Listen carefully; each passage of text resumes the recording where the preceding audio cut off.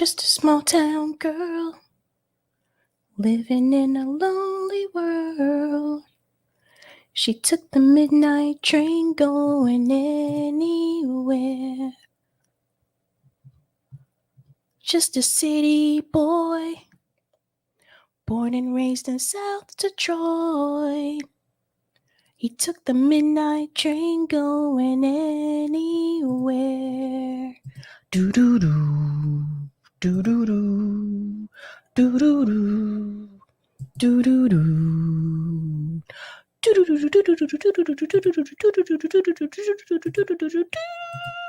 Let's go. Doobie-doobie-doo. Doobie-doobie-doo. Doobie-doobie-doo. I'm your host, sabrinasalvati.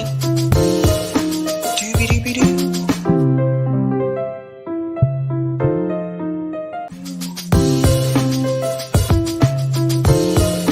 Doobie-doobie-doo.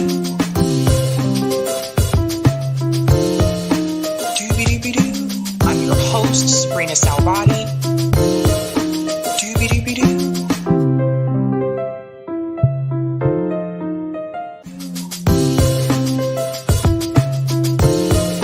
Doobie-doobie-doo. Doobie-doobie-doo. I'm your host, sabrinasalvati. All right.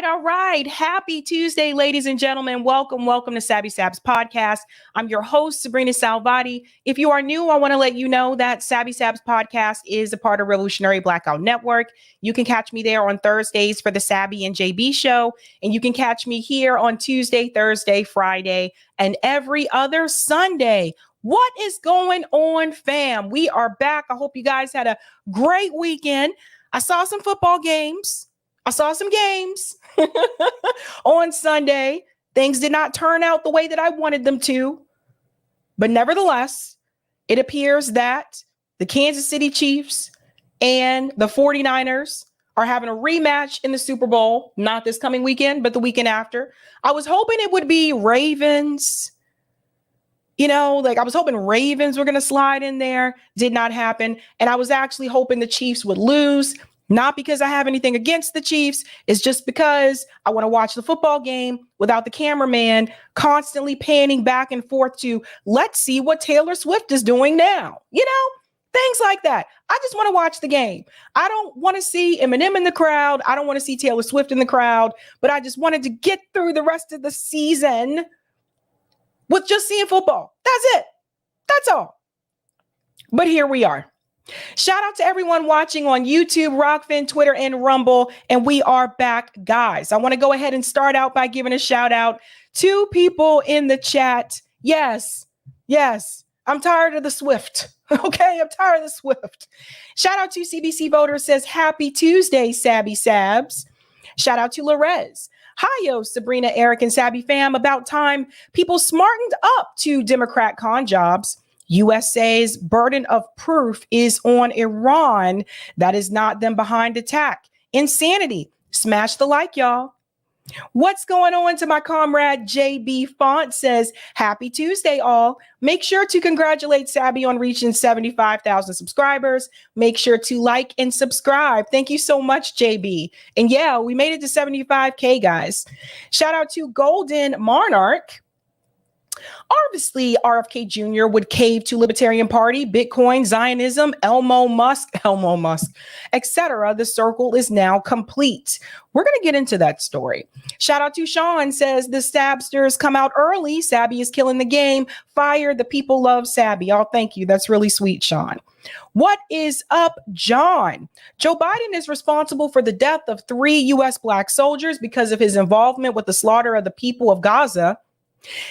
He's put many more Americans in danger because of Israel. We're going to talk about that tonight. Shout out to Red says, hello, Sabby. What's up, Red?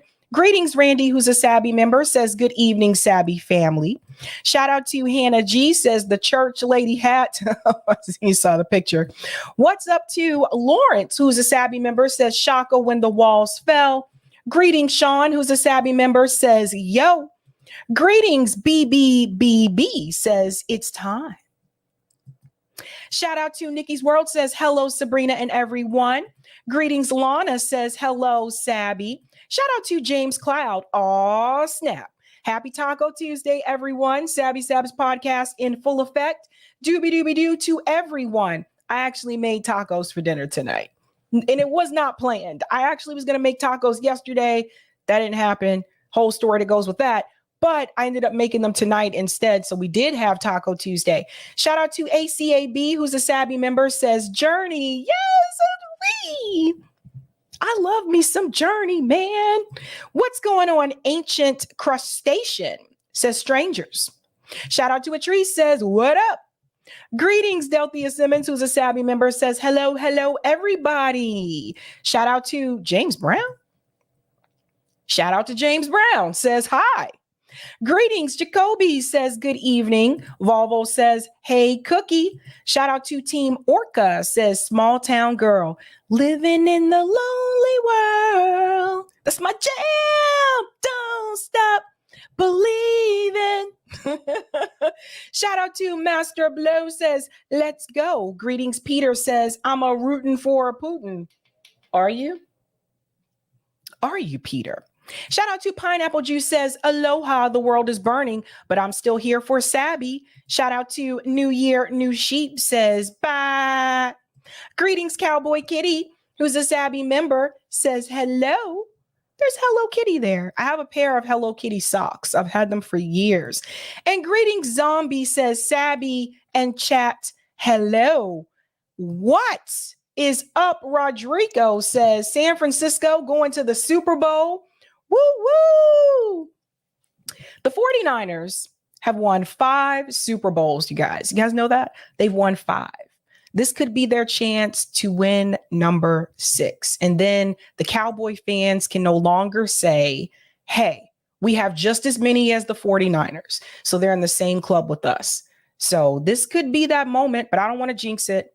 I was wrong all weekend, so I don't know. I don't know, man. I thought Detroit was going to win that game. They were looking like they were going to beat the 49ers, but then the 49ers came back, man. Bad call, by the way.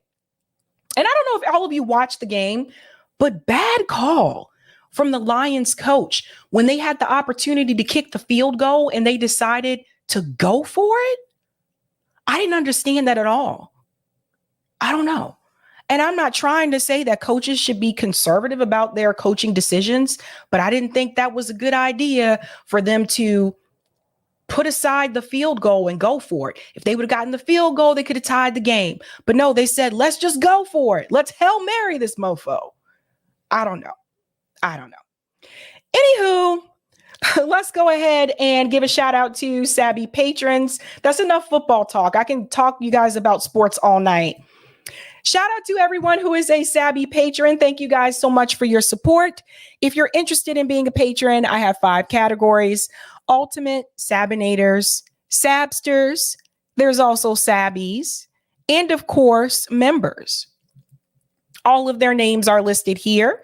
You can also see their names scrolling across the bottom of the screen there on the ticker. And I want to give a special shout out to new Sabby patrons. Over here, we call them newbies. Let's give it up for, I love this name, Cougar Lady and Richard Henson. Thank you so much and welcome. She said, Cougar Lady. Yes, she did. Oh, yes, she did. All right. What are we talking about tonight, ladies and gentlemen? Interesting stories coming hot, fresh hot off the press because a lot happened over the weekend. So I'm excited to dive right in. Tonight, we are discussing AOC and Pelosi shunned. They had some interviews over listen, they are not having a good week, okay? We're going to get into that. We're also going to discuss RFK Jr. party pick. And you'll notice, if some of you are wondering, the gentleman next to him, that is comedian Dave Smith. I'm going to tell you how he plays a role in all of this. What is RFK Jr.'s next step and why some people are for it and some people appear to be opposed to it. We're also going to discuss Biden Biden, and the Black church. Ladies and gentlemen, we have some news from the Black church in reference to Joe Biden. I think you might be surprised to hear this. And yes, Hannah, that's the church lady hat that the woman has on there. And we're also going to discuss the U.S. is blaming Iran, and we'll get into that story that happened in Jordan. We're actually going to start with that. I have quite a bit to say there, and we'll dive into the Colorado ballot initiative result for 2023. But let's go ahead and dive in. So apparently, there were 3 U.S. soldiers that were killed in Jordan. Now, this was due to an attack on a military base in Jordan. The Biden administration here is blaming Iran for the attack. Iran themselves are saying that they had nothing to do with it. Nothing to do with it. But what this speaks to is the fact that once again, obviously, the Biden administration is saying that they have to respond. We could see ourselves in another conflict in the Middle East. Can you guys even believe the amount of foreign conflicts that have happened under Joe Biden's presidency? I kid you not. Let's get into it. And I'm going to tell you a little bit about who those soldiers are as well.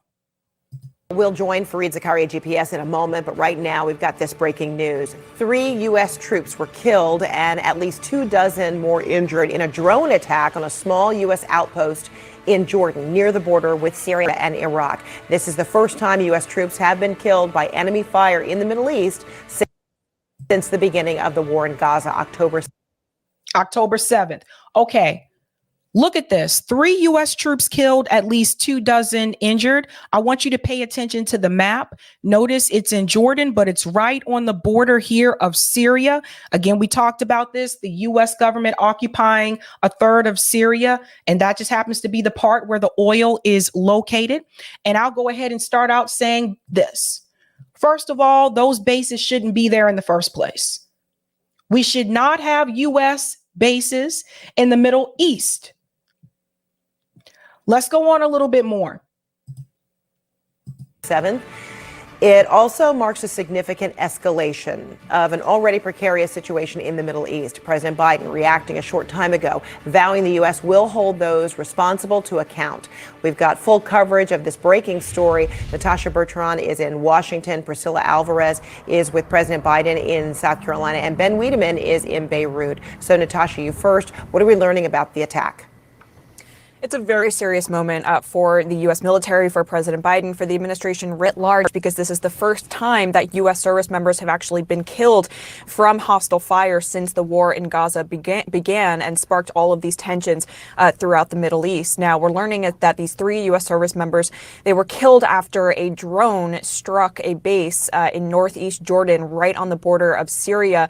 And it also wounded, we are told now, upwards of 30 other U.S. service members. That number is likely to continue to rise as these service members seek treatment for symptoms that are consistent with traumatic brain injury, according to 2 U.S. officials that we spoke to in the last hour. Now, this is a real. Now, why do you feel those soldiers, why do you feel U.S. bases are being targeted now in the Middle East? They said the first time we've had these casualties since the war in Gaza. Obviously, these other countries, they know. They are well aware that the U.S. government is funding Israel, that they are giving the weapons to Israel to commit the genocide in Gaza. I called this long ago and I said, we need to stop this at once. Stop giving them weapons, remove our hands and our ties that we have with Netanyahu's administration. And yet here we are. This is a clear sign from the Middle East that we should not be there. And I feel sorry for the troops. I feel sorry for their families, because the reality is, and I'll show you a picture of the troops in a second. The reality is, when they signed up to join the military, a lot of times these militaries, like, they recruit in low income Black and brown communities. And a lot of times they recruit at the high schools, and these kids sign up because they're told they're going to have a better life. There's going to be all these benefits that are given to them, right? The military will pay for their schooling. They won't have to worry about any type of debt. You can buy a house and put 0 down with the VA loan. Some of the perks that you get being a part of the military. And I know, because my dad was a part of the military. He went through this as well. I'm pretty sure that these parents, when they said goodbye to their kids, when their kids signed up to join the military, I'm pretty sure these parents never thought that their kids would die in the military. But this is a reality. This is part of the reason why military recruitment in this country has decreased. Really high number of individuals killed and wounded in this kind of attack. Previously, when these kinds of attacks by these Iran-backed militias have occurred, targeting U.S. and coalition bases in Iraq and Syria, there have been a number of injuries, but most of them have been minor. The most extensive of those injuries being traumatic brain injuries, for example. But never before, since these attacks started in October, have we seen U.S. service members actually be killed in one of these drone and rocket attacks that have been launched by these militant groups that are supported by Iran in Iraq and Syria. So the U.S., of course, taking this extremely seriously. We got a statement from Central Command. We also have a statement from President Biden acknowledging this, and from the Vice President, Kamala Harris. Remains to be seen how the U.S. is going to respond. But we are told that as of right now, of those U.S. service members who were wounded, at least 3 of them were evacuated for medical treatment. So their injuries serious enough to have to actually be removed and medevaced out. And so, as you can see, they are blaming this on Iran. And I've told you for a while, I felt like the U.S. government has been itching to go to war with Iran. I think this is a really dangerous idea. They have powerful weapons. We do not want to go to war with them. We don't want to go to war with anyone, to be honest with you. But I said before that this situation in the Middle East was going to continue to escalate, and we are a part of it. We cannot wash our hands and say that we are not involved because we're not the ones actively over there fighting in Gaza. We're supplying the weapons. We're giving funding to Israel. We give funding to Israel every year. So everyone should be concerned by this. Natasha, what are the options on how the U.S. might respond? Well, previously, in the kind of over 150 attacks on U.S. and coalition bases in Iraq and Syria that we have seen since October by these Iran-backed militant groups, the U.S. has responded a number of times by striking these militant groups in Iraq and Syria kind of on an individual basis, targeting their infrastructure, targeting certain militant groups, killing several of those militants in the strikes that the U.S. military has carried out. But it's unclear at this point whether the U.S. is going to feel like it has to go further this time, simply because 3 U.S. service members were killed, again, in a first that we have seen since this war began. All right. But I want you to pay attention to something that she did. Notice she kept saying Iran-backed militant groups. That is to make you angry at Iran and to take the focus off of the fact that U.S. military bases should not be there in the Middle East. I don't really understand this, because I look at it this way. If they were able to pull troops out of Afghanistan after they devastated that country, after the U.S. government basically demolished that country and put sanctions on that country, and their kids starving in Afghanistan because of those sanctions, I don't understand why they would think that it's okay for U.S. bases to remain in the Middle East. Again, they are there specifically at that point that you saw on that map because they are trying to occupy the area of Syria that has the oil. And this is another case for this. And whether you consider yourself to be passionate about climate, or whether you're a climate activist or not, this is another reason why we need to get away from fossil fuels. We need to get away from oil. How many of these wars have been about oil and other resources? We need to move away from these things. But right now, and hopefully more people will see this, it is really not a good idea for U.S. bases to be in the Middle East. It's actually not a good idea for U.S. bases to be in any of these other countries, period. I want you to imagine if you walked outside your back door and China had a base here. Iran had a base here. Germany had a base here. How would you feel if all these other countries had bases in the United States and they were occupying us? How would you feel? We'll go on a little bit more here. Natasha, thank you. Priscilla Alvarez traveling with President Biden. How has he reacted to this?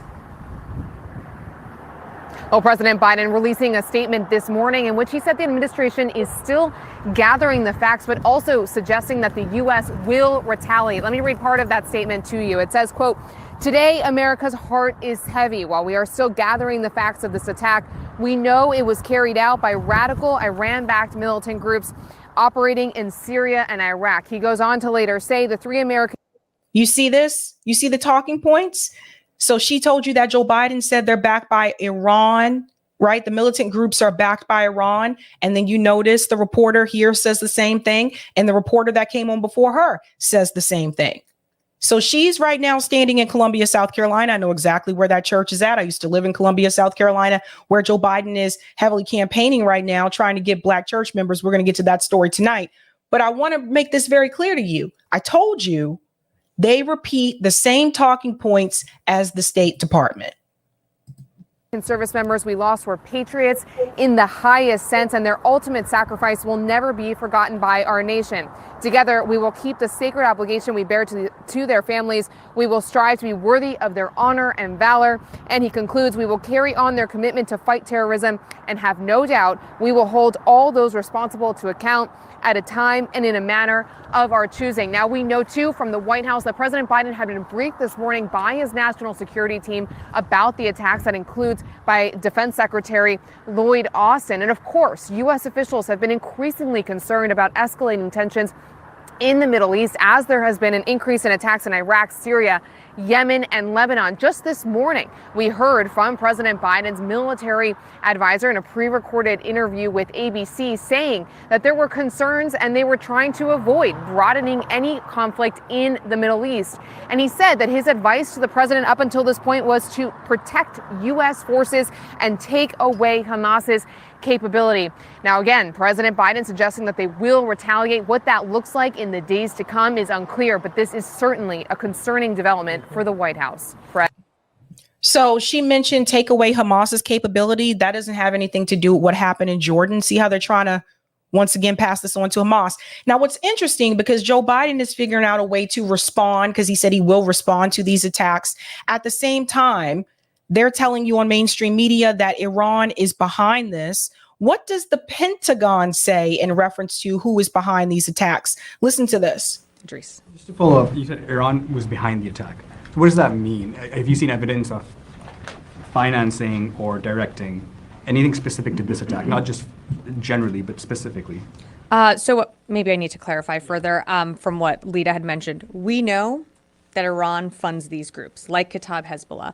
We know that these IRGC-backed militias are the ones responsible for attacks on our troops in Iraq and Syria. Beyond that, we're doing an intelligence assessments. We don't have. I can't give you today that. This attack, linking it to Iran. We just know that Iran funds these groups, like Kataib Hezbollah and other groups that have attacked our forces. But I don't have more to share on that. You're saying, right? As a general matter, yes. So did you catch that? She said, we know that Iran funds these groups, but when the reporter was asking her, what evidence do you have to prove that Iran was behind that specific attack in Jordan? Well, we don't know, but we know that they fund these groups. Okay, let me use an example. We know that, let me put this up here. Hold on.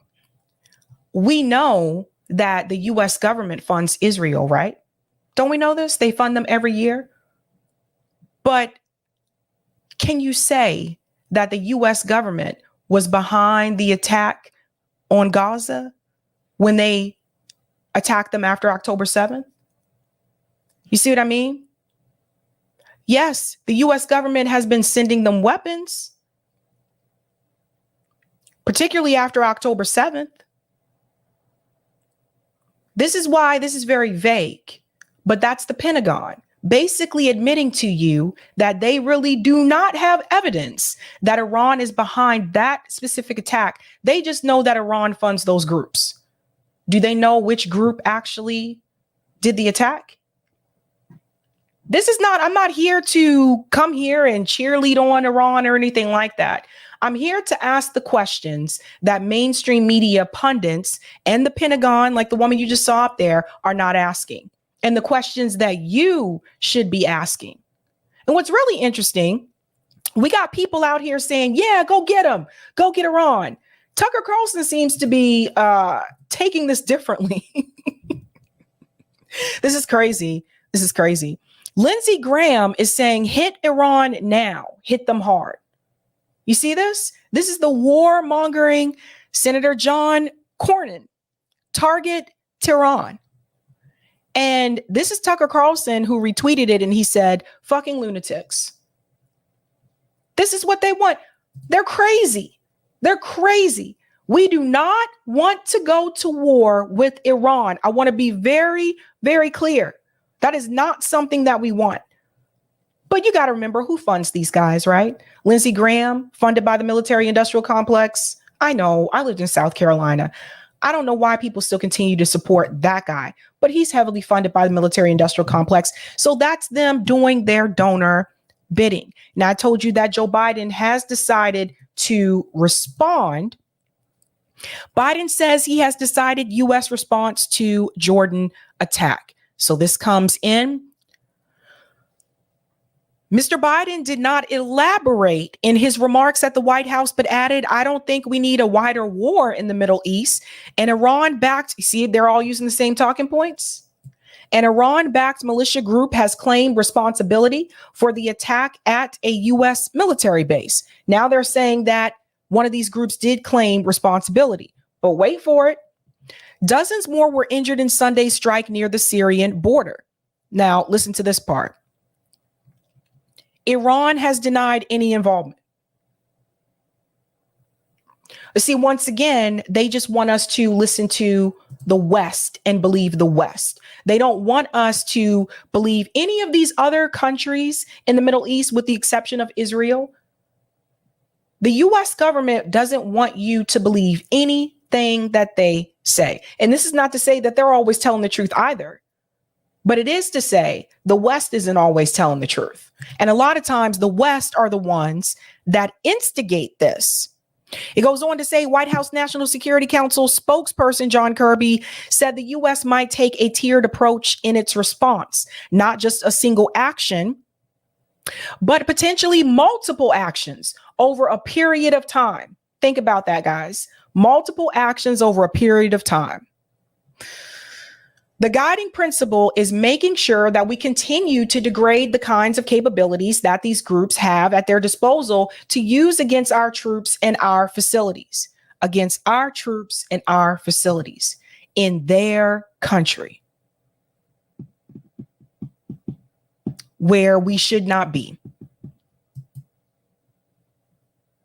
Mr. Kirby added, the president will do what he has to do to protect our troops and our facilities, yada, yada. The president has a number of options, including retaliatory strikes on Iran-allied bases and commanders. So you see this? Let me highlight this. Strikes on Iran-allied bases and commanders. So they're honestly thinking about hitting Iran bases, getting us closer and closer towards World War III. The U.S. could also target senior commanders at Iran's Islamic Revolution Guard Corps in Iraq or Syria. Now they're talking about hitting Syria again. They're talking about attacking Iraq again. Because they just can't keep their finger off the button. Just can't keep their finger off. In recent months, several U.S. bases in the Middle East have been attacked by militias trained, funded, and equipped by Iran. Maybe we should not be there. Maybe we should not be there. The Islamic resistance in Iraq, which is made up of several Iran-affiliated militias operating, has claimed responsibility for Sunday's strike. So this is the group that they're saying has claimed responsibility. However, I just read to you earlier that Iran says they have nothing to do with this, but they're saying that group in particular has claimed responsibility. Now I want you to think about these three soldiers. These are the soldiers that were killed in Jordan. And I want to speak to parents, brothers, sisters, uncles, all of you out there, and I want to be very clear. 3 Black soldiers killed in Jordan. The US government, again, they have sent Black youth to other countries, basically to die for a country that doesn't even consider them to be priority. Let me say this again, because Muhammad Ali was very clear as to why he would not go and fight in Vietnam. Why go fight for a country that doesn't even treat me as an equal? And I'm supposed to go die for this country? Well, that was many years ago, but this country still don't treat you as an equal. These military organizations, and I know from experience, where do they do the recruiting? They heavily recruit at low-income Black and brown high schools. They go to those communities. You don't see them trying to recruit rich white kids in the rich neighborhoods at the wealthy schools. Of course not. They go to the communities that they know need the benefits that they're offering. You see, if we had free public college in this country, if we had health care for everyone in this country, we wouldn't have this problem. And I still believe till this day, the reason why this country does not want to give everyone free public college, we're not talking about the private schools, but the public universities and make those free, is because that would be one of the benefits that would actually be removed from someone who's trying to be recruited to join the US military. Right? That's one of the benefits that they would lose. The reason why they don't want to give you universal health care is because, of course, a lot of the politicians are bought by big pharma, but that's not the only reason. They also don't want to give you that because that's also one of the large benefits. TRICARE is great insurance. I had it. That's one of the big benefits about joining the US military. And we have to remember that military recruitment is down. My plea to you, if you have kids, when these recruiters come into their schools, don't you let them take your baby across these wars. Don't you let them take your kids into their military and send them overseas to die for a country that doesn't even want to repair and restore the in reference to the atrocities that have happened to American freedmen in this country, for a country that doesn't even consider them to be an equal, damn less a priority. Don't let your babies join the military to die for a country that doesn't give a damn about them. A country that can give billions of dollars to Israel every year, but still refuses to pay reparations towards American freedmen. Don't you let them go fight for this country. So much more I could say tonight. So much more. But we got a time limit. 3 Black soldiers went and died for a country that doesn't give a damn about them. And here we are moving towards another conflict in the Middle East. All this has happened under Joe Biden's administration. Now, I see a lot of people out there trying to tell me you need to be afraid because we could get Donald Trump. How much more fear do you need to have, people? Aren't you afraid right now? Look at what is happening. We have the Ukraine war. Got the war in Gaza. The U.S. is bombing Yemen. And now we have this conflict in Jordan. So the U.S. is now going to target Iran. All under the Democrats that everybody told us we had to elect because he was running on the soul of this country. This country don't have a soul. Soul's been gone. This is where we're at now. And people can say it however they want to.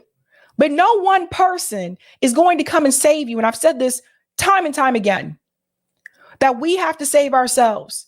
All these people are sold out. 3 soldiers gone.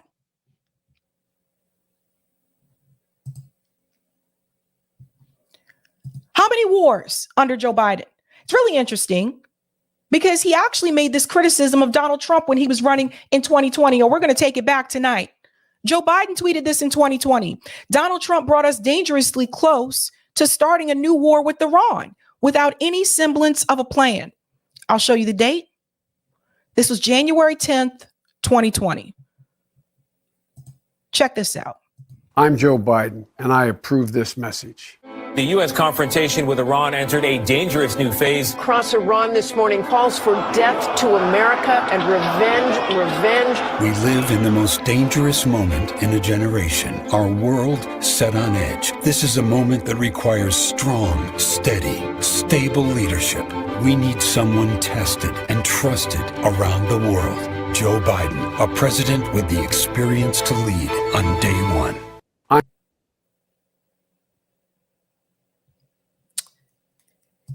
And look at where we are now. Conflict with Iran. But Joe Biden said Donald Trump was going to be the one. He was the one that was heading us in that direction. Look at where we are. Look where we are. They're not that much different, people. They're not that much different. It's interesting, though. This is one part that will make you laugh, I think. Joy Reid actually was caught on a hot mic. I guess she's had it with these damn wars, too. So listen to this. Joy Reid caught on a hot mic, starting another fucking war. Listen to this. She's talking about the border, but when they pan away from her, something comes out. Over the weekend, President Biden said he's ready to take action if Congress is serious about solving the border issue. If that bill were the law today, I'd shut down the border right now and fix it quickly. And Congress needs to get it done. Starting another fucking war. Whoops. There it is, folks. There it is. The hot mic came in. Congress needs to get it done. Starting another fucking war.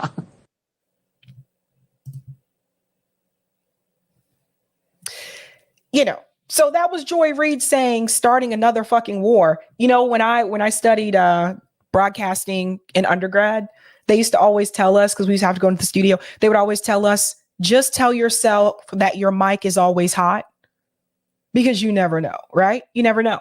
And Joy actually did apologize, but not for what you would think. Listen to what she said. This is really interesting. Before we go, I just want to apologize very quickly. I was chatting during a clip that was playing, and you know, we try to keep this show very PG-13. So I just want to apologize to anyone who was listening to my behind-the-scenes chatter. Deeply apologize for that, because you know it's PG-13 up around here. So thank you to you all for watching the Great Backlash. So she was basically apologizing for the profanity. That's why she said it's PG-13 around here. But she didn't apologize for actually the war comment. She didn't retract it either. She didn't say, oh, you know what? You actually heard me say something there and the camera panned away and I didn't really mean to say that. No, she didn't take it back. That lets you know how Joy really feels. Joy isn't stupid. I often wonder what people like Joy and Jake Tapper say behind the scenes. They're not stupid. They know Joe Biden is a mess. They know we're involved in too many international, conflicts under the Biden administration, and it just happened to slip out. Aye. Let's go to some of the comments here. Mississippi says all the benefits that mostly Black folks do not get access to. Exactly. And that's why they recruit in those neighborhoods. Trauma Queen says Black troops should not be out there terrorizing brown people on their land. It's a shame. Absolutely. Thank you for the super chat, NY Varsity. As a vet, you know what pisses me off? When it comes to going to war, there is zero discussions on where the money is coming from. But at liking, care of our vets when we come back. Yeah. I know. My dad went through that as well because the VA ain't shit. Pardon my language. I'm trying to get better. The VA is not. Oh my God. It's nothing. Rick says, what about Congo, Sabby? Colton is worse than oil. Actually, I have a guest coming on Thursday to talk about Congo. So we're going to get into that as well. Thank you for the super sticker, Dina Kelly. Thank you for the super chat, Sparky. Great work, Sabby. Thank you. Mona says, don't send your kids to die. Exactly. Don't let the military take your babies away. Not happening. We're going to move on to our next story here. This is a combo. AOC and Nancy Pelosi actually have been, oh boy, having a lot of backlash over the weekend. It all started with this interview with AOC on Meet the Press in reference to Gaza and whether or not Joe Biden is doing what he needs to do, etc. The Nancy Pelosi story also touches on Gaza as well. And it also shows Nancy Pelosi making some harsh claims towards those that are defending the Palestinians' self-determination. We want to start with this clip here from AOC on Meet the Press. Now, in this clip, she is asking AOC here about whether or not Israel has an effective strategy for releasing the hostages in Gaza. And before we get to the hostage response from AOC, I honestly felt like watching this interview, I felt like AOC was a hostage. She looks like the entire time you watch this interview, AOC looks like she's been held hostage. Listen to this. Let me ask you about what's happening in the Middle East. There are details about this potential emerging deal in which Israel would stop its war campaign for about 2 months in exchange for all of the hostages, given the argument by Israel, by the U.S. government, that applying pressure to Hamas was the only way to get the hostages out. Do you think that Israel's strategy on the point of the hostages has been effective? I do not. We have seen, we know that Hamas as an organization, it does not have any regard for human life. I think that part right there. You see, if you look into AOC's eyes, she looks like someone is like holding her hostage. Like there's someone behind the scenes that's like, you better say this or else, right? But this is what's interesting. So she's quick to say, we know that Hamas does not value human life. Hamas has not killed any of the hostages. Israel has. Israel has killed Israeli hostages.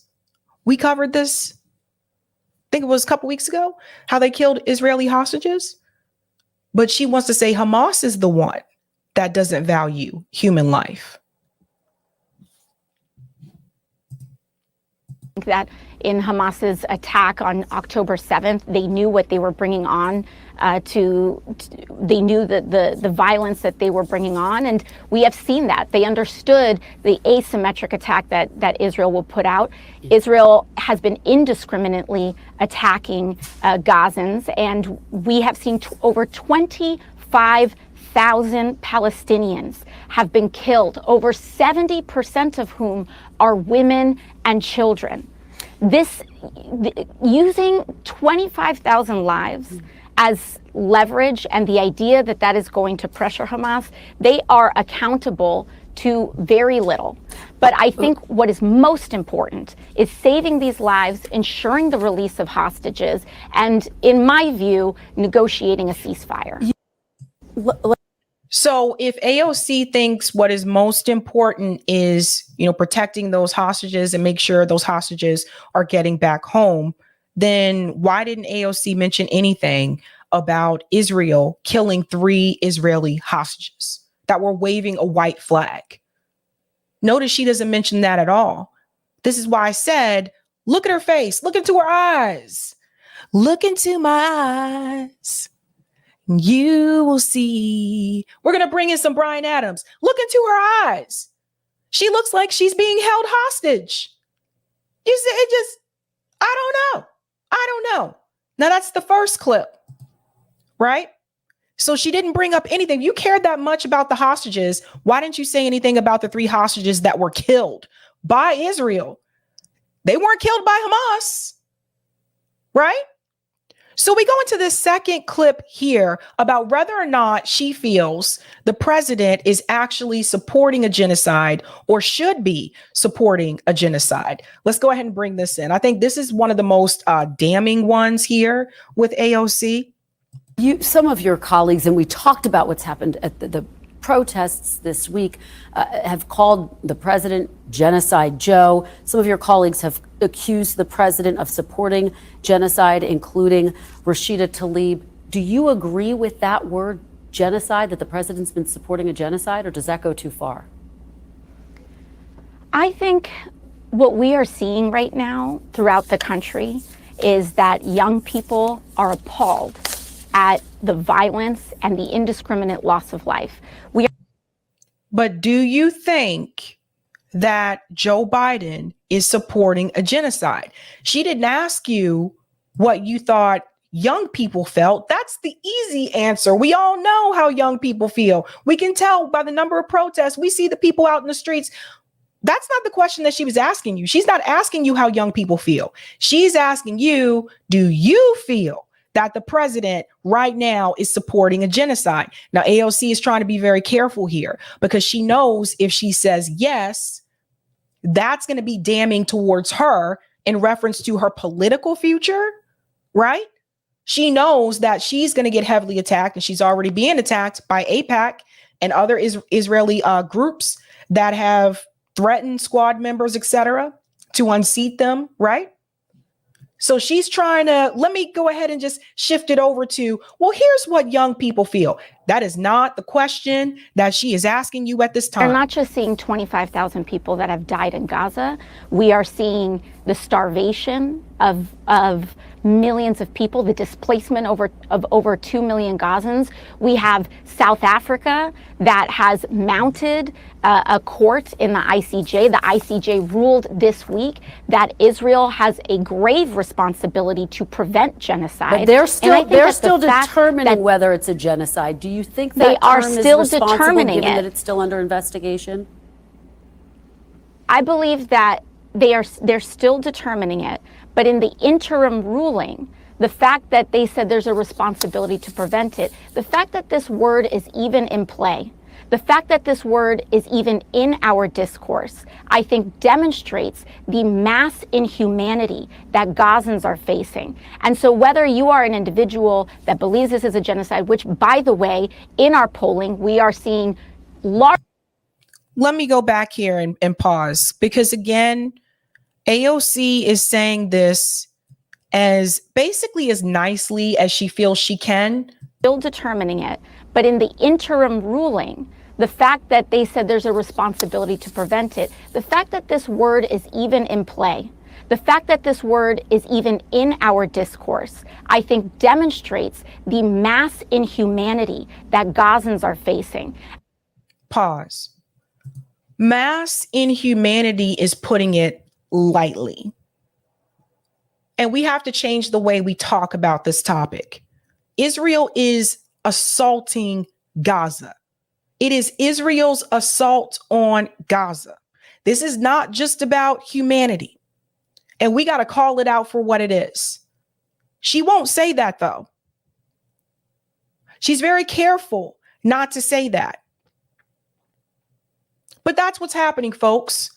It is an assault on Gaza, not just via war, not just the bombs, but also blocking humanitarian aid, preventing Gazans from getting food and supplies that have been sent to Gaza. That is also an issue. And also there's more that needs to be said as well, because AOC is trying to put it lightly. And again, she's trying to focus on October 7th. And we got to go back and we got to take it back to some history and some time.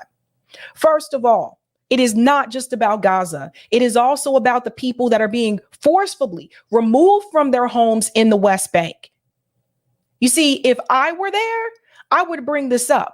I wouldn't just say this isn't just about Gaza. This is also about what's happening in the West Bank. There's no Hamas in the West Bank. You have the Israeli government pulling these people out of their homes and living in their homes and telling them to get the fuck out.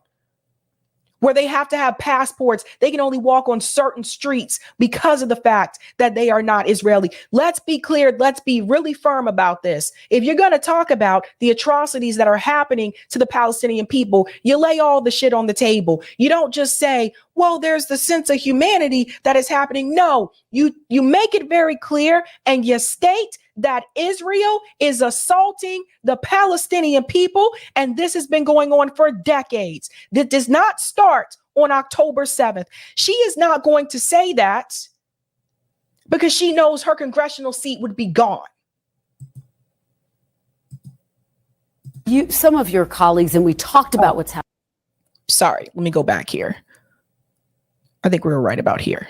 That they're still determining it, but in the interim ruling, the fact that they said there's a responsibility to prevent it, the fact that this word is even in play, the fact that this word is even in our discourse, I think demonstrates the mass inhumanity that Gazans are facing. And so whether you are an individual that believes this is a genocide, which, by the way, in our polling, we are seeing large amounts of Americans concerned specifically with that word. So I don't think that it is something to completely toss someone out of our public discourse for using.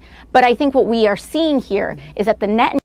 Why would you even consider tossing them out of the public discourse for using the word when it actually fits the definition that is under the Genocide Convention?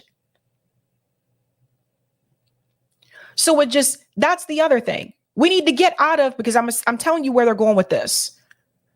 If we're not careful, they're going to get to the point where they're going to say you can't use that word in reference to Israel. You can use that word in reference to other countries, but when it comes to Israel, you're not allowed to use the word that they're committing genocide. It'll be another form of censorship. Watch. The Netanyahu government has lost public support, and that we have a responsibility to protect the human rights and the humanity of Gazans and hostages alike in the area. This right here.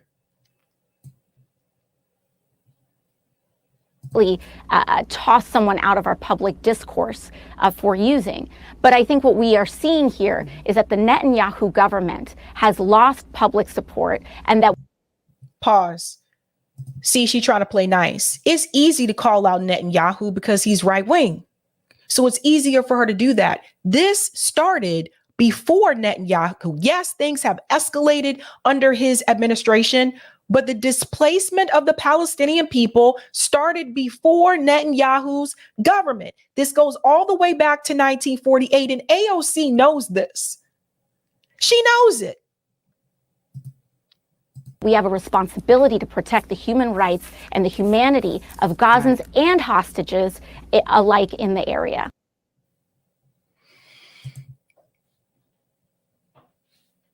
Let me take that tip there from Rumble, and then we'll go on because there's more to add to this story. Thank you for the tip on Rumble. Felonious punk, Sabby rocking the truth as per user. Thank you so much. Thank you. So, AOC, this is what you should be talking about here. Now, we have soldiers here. IDF, we have soldiers here on camera telling you we are going to block the aid. Watch this. You see that? No aid, no aid. Don't be afraid.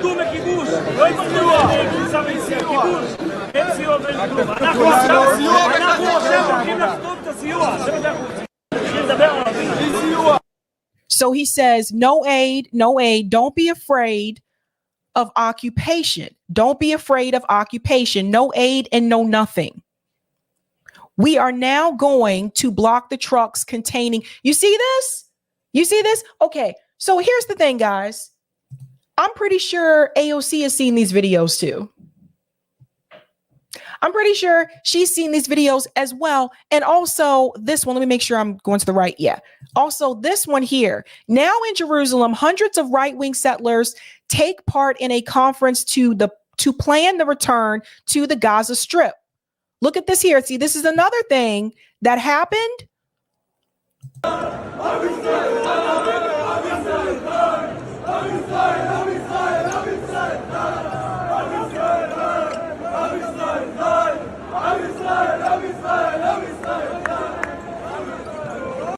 Okay. Let's go on because it's a thread. Look at this. A big map shows the locations of the planned settlements, some on top of existing Palestinian towns. And you can see that in this picture here, the planned settlements, right? You see this? So this was a conference that happened. So again, as I've told people time and time again, Israel is lying when they say we are not going to try to take over the Gaza Strip. That is a lie. And I don't know how many times, how much more evidence, that we need to show the American people for our government to acknowledge that it's happening. Because I believe that Anthony Blinken and Joe Biden, they know what's going on. They're not stupid. Kamala Harris isn't stupid. Joy Reid and people like Jake Tapper, all the pundits of Fox News, they all know what Israel is doing. They know it. We have to continue to call it out so that they will be pushed to mention it. And it goes on here. Settlers I spoke with at the event calling to settle in Gaza refused to answer directly what will happen to the Palestinians living in Gaza. So listen to this video here. They will move. They will move. The Arabs will move. Why do you say that? If you don't give them, we want to have our hostages back, right?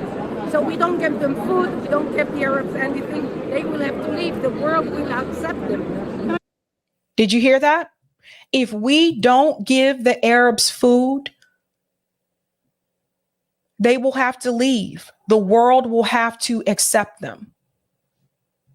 This is just, listen, look, our government is funding this type of behavior. Think about this. And here we go. Here's another one from Solomon. Solomon's been doing great work. He's been on the show covering Israel and Gaza. This is from 2014. Again, AOC trying to pretend like this is just October 7th. Solomon says it didn't start, on October 7th. And this is actually Netanyahu's advisor. This is 2014. Listen to what he said back then. Before you fired. First of all, we're not clear. It's our fire. I mean, you're jumping ahead of what the reality is. Let's wait and see what exactly happened. To evacuate the building. Presumably, you issued a warning because you were going to fire on the building. Did you check whether it had been evacuated? Let's be clear here. We don't know exactly what happened. I don't know exactly what happened, and neither do you. So one has to be a bit more judicious before making that sort of assumption. The UN told us that it tried to coordinate a window with the Israeli army for civilians to leave, and that was never granted. Now, either the Israeli army is not speaking to the government, or else you're calling him a liar. Which is it?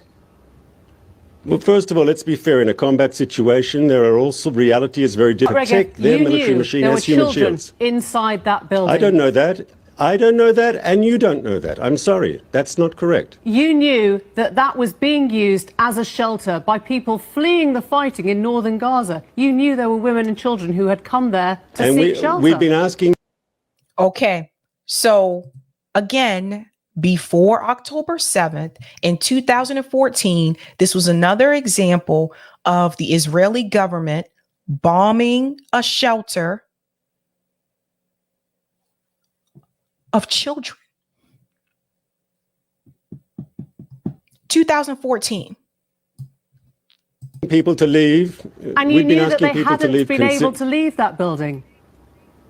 Once again, you are making presumptions based on information that you have or have not, or what you're suggesting that information you have. But you said you were going to hit it. You hit it. You killed them. You knew there were children in that building. Well, I mean, I'm not excluding the possibility. If after the fog of war has passed, this does turn out to be the fault of Israel, will you pause? Will you reset your rules of engagement tonight? Our rules of engagement are very clear. One does not target civilians. One does not target civilian infrastructure. That is clear, and we hold ourselves to the highest standards. But that's not. Does that rhetoric sound familiar? It's the same thing they're saying today. We do not target civilians. It's a lie. They're lying now. They were lying in 2014. They've been lying. I'm playing this video because I want you to see why it is important that you don't start with October 7th.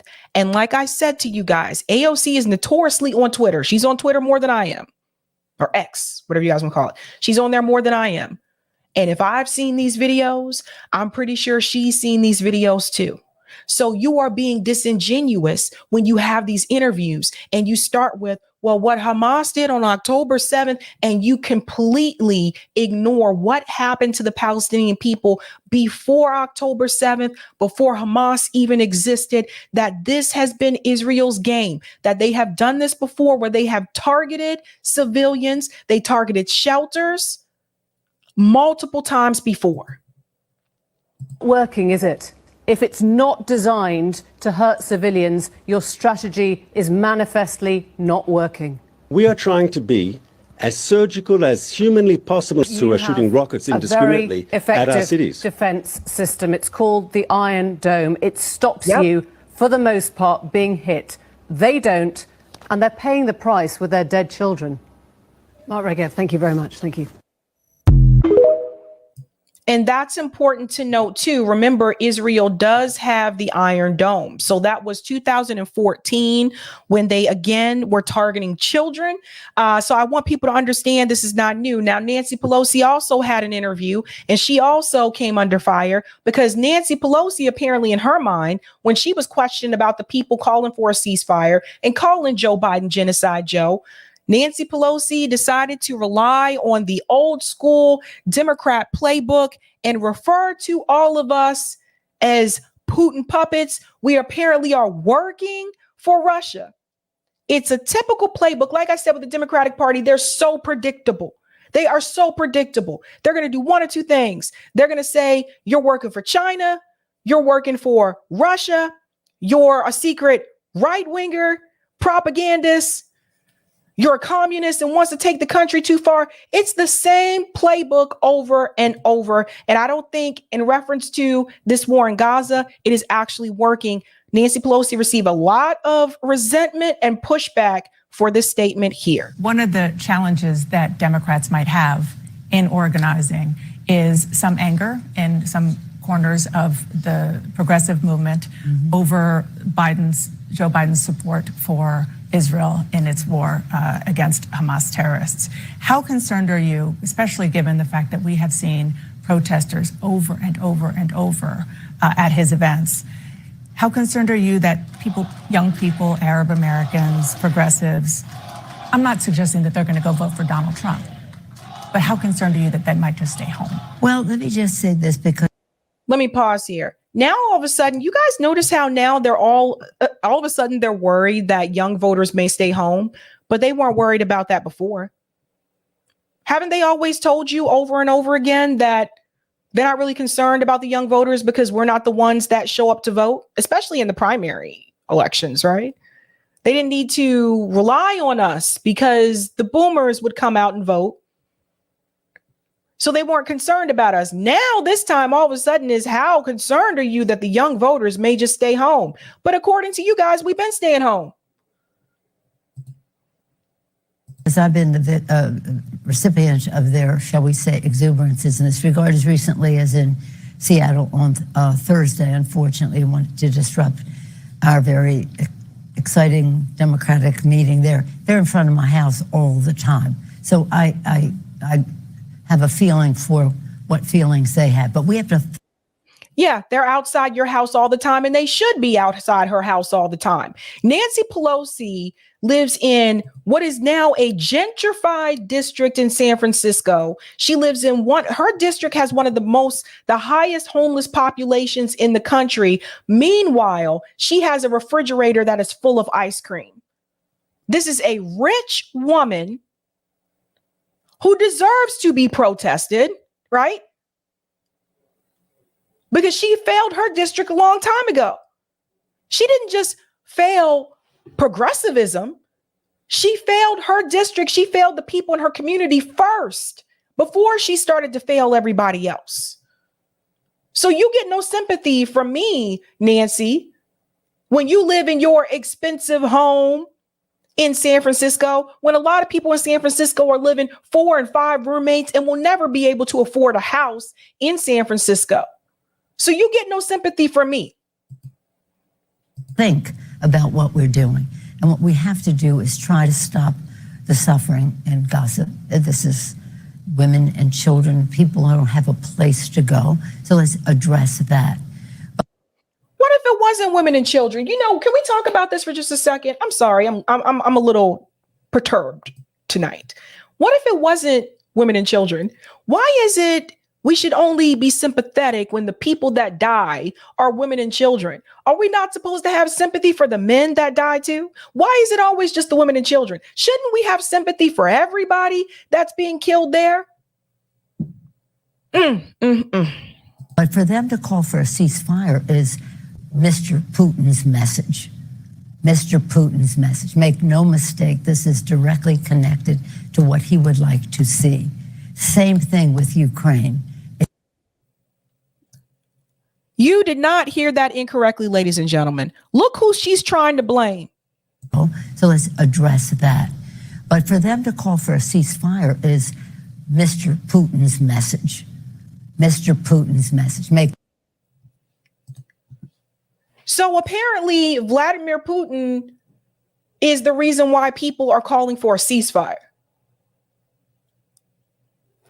The majority of Americans have never interacted with Vladimir Putin, have never met Vladimir Putin, have never even been to freaking Russia. What does Vladimir Putin have to do with Israel's assault on Gaza? Not a damn thing. This is the playbook of the Democratic Party. I told you guys before, even when I was growing up, there was a lot of anti-Russia propaganda. Hollywood is notorious for that, by the way. The big bad, boogeyman, it's Russia. Oh no. Rocky IV. Things like that. This is what they resort to. This message is coming from Vladimir Putin. Really? This is news to me. Protests started the same week after October 7th. I don't remember Vladimir Putin making a stern statement saying, get out there and fight back. No. And Nancy Pelosi sounds drunk on her words here in this interview. But typical to blame, it's Vladimir Putin's message. And you know what's going to happen now? Now they're going to start saying that all these people who are out there protesting in support of the Palestinian people, they're going to start saying they're Putin puppets, just like they said against those of us that were against this war in Ukraine. This is all they have to rely on. No mistake, this is directly connected to what he would like to see. Same thing with Ukraine. It's about Putin's message. I think some of these protesters are spontaneous and organic and sincere. Some, I think, are connected to Russia. And I say that having looked at this for a long time now, as you know. You think some of these protests? And I think you still probably believe that Hillary Clinton lost the election because of Russia as well, instead of the fact that Hillary Clinton was a poor candidate and didn't campaign in the Rust Belt. It's always Russia's fault. Now, all of a sudden, all of us are supposedly being paid by Russia. This is hilarious. You got any financial receipts to back that up, Nancy Pelosi? Because I'd wonder in a courtroom, in a court of law, how would that fare for you to make that type of statement against these protesters? That could also be considered to be some form of slander, I would say, if you were to ask a lawyer. So do you have any type of financial receipts to back up what you're saying, since you think that some of these people are being paid by Russia? Why don't you dish out these receipts, Nancy? Protests are Russian plants? I don't say they're plants. I think some financing should be investigated. And I want to ask the financing should be investigated. But you just said that people were being paid by Russia. No investigation has been done. I'm going to tell you, this is very similar to what they did to the Uhuru movement. And we're going to talk about where that's headed. This is very similar to that. Never forget what they did to Amali Yeshitela. I told you guys before what they are doing to people who have what they consider to be radical left voices, socialists in this country, especially black socialists in this country. I told you what they've been trying to do, saying, oh, they're working for Russia. Send the DOJ after them. Send the FBI after them. FBI to investigate that. But apart from that, let's just say it's all spontaneous and sincere. Let's say it's all spontaneous and sincere.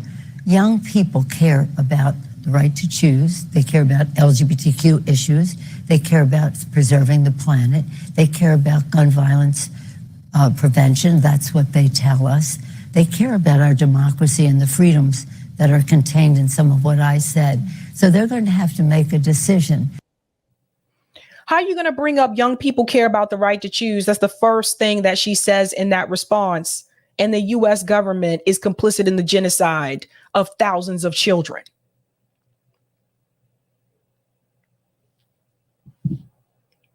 It goes on because there was more that Nancy had to say.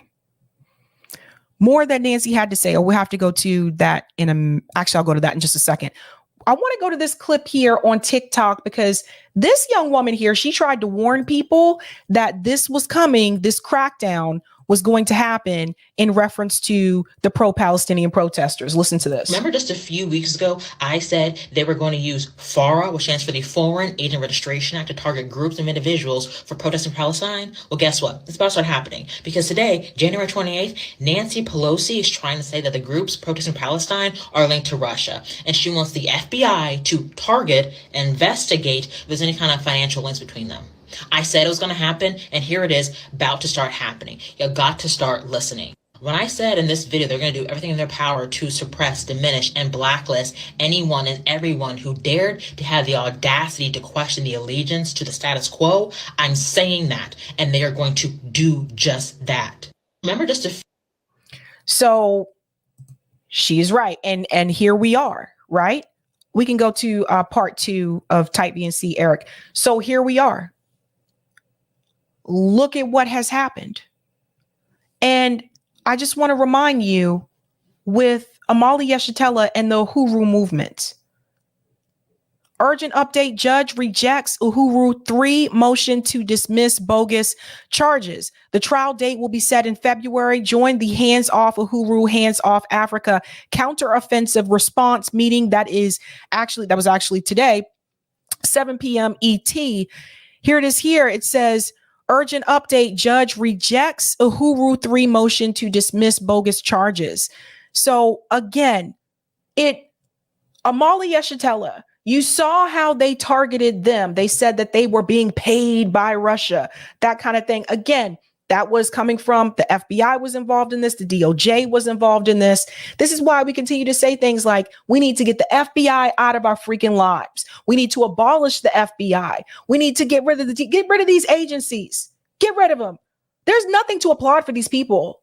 There's nothing to applaud for when it comes to the FBI. There's no reason for me, especially, to applaud for the FBI after what they've done to my people. Okay? The same FBI that took out people like Fred Hampton, MLK, and Malcolm X. These are the people that I'm supposed to stand up and respect. Get out of here, man. And it goes on because now, we'll come back to that. Before we get to the China comment, she said, Code Pink actually did address what Nancy Pelosi said in reference to saying that people are paid by Russia, the people who are protesting against her. Listen to this comment here from Medea Benjamin. Here we are outside of Nancy Pelosi's office, and we came to her because yesterday she was on CNN's State of the Union with Dana Bash.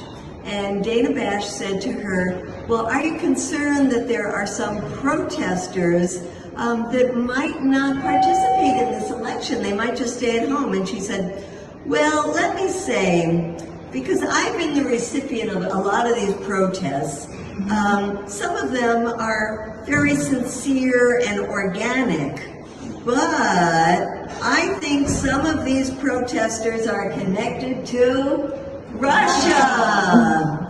I've been looking at that for a long time. Dana Bash says, you think some of the protests are Russian plants? And Pelosi says, I don't think they're plants. I think some financing should be investigated. And I want to ask the FBI to investigate that. That is absolutely ridiculous. I'm from San Francisco. I've been participating in protests at Nancy Pelosi's house for years, for many years. And guess what? I never received a penny, not from Russia and not from anybody. Well, where did she get her money? Where did Nancy Pelosi get her money? I think Good question. we should investigate that. Yes. Maybe she got her money. I know she gets a lot of money from pro-Israel groups. Really? Yeah. Really? Yeah. Maybe that should be investigated. So we say in Russian here, bombing Gaza? Нет. Ceasefire? Da. So, Code Pink is always there. I feel like they're always there protesting, but it's not just Russia. She also tried to bring up China. So she thinks we're either being paid by Russia or being paid by China. Here she is being confronted again. Listen to this.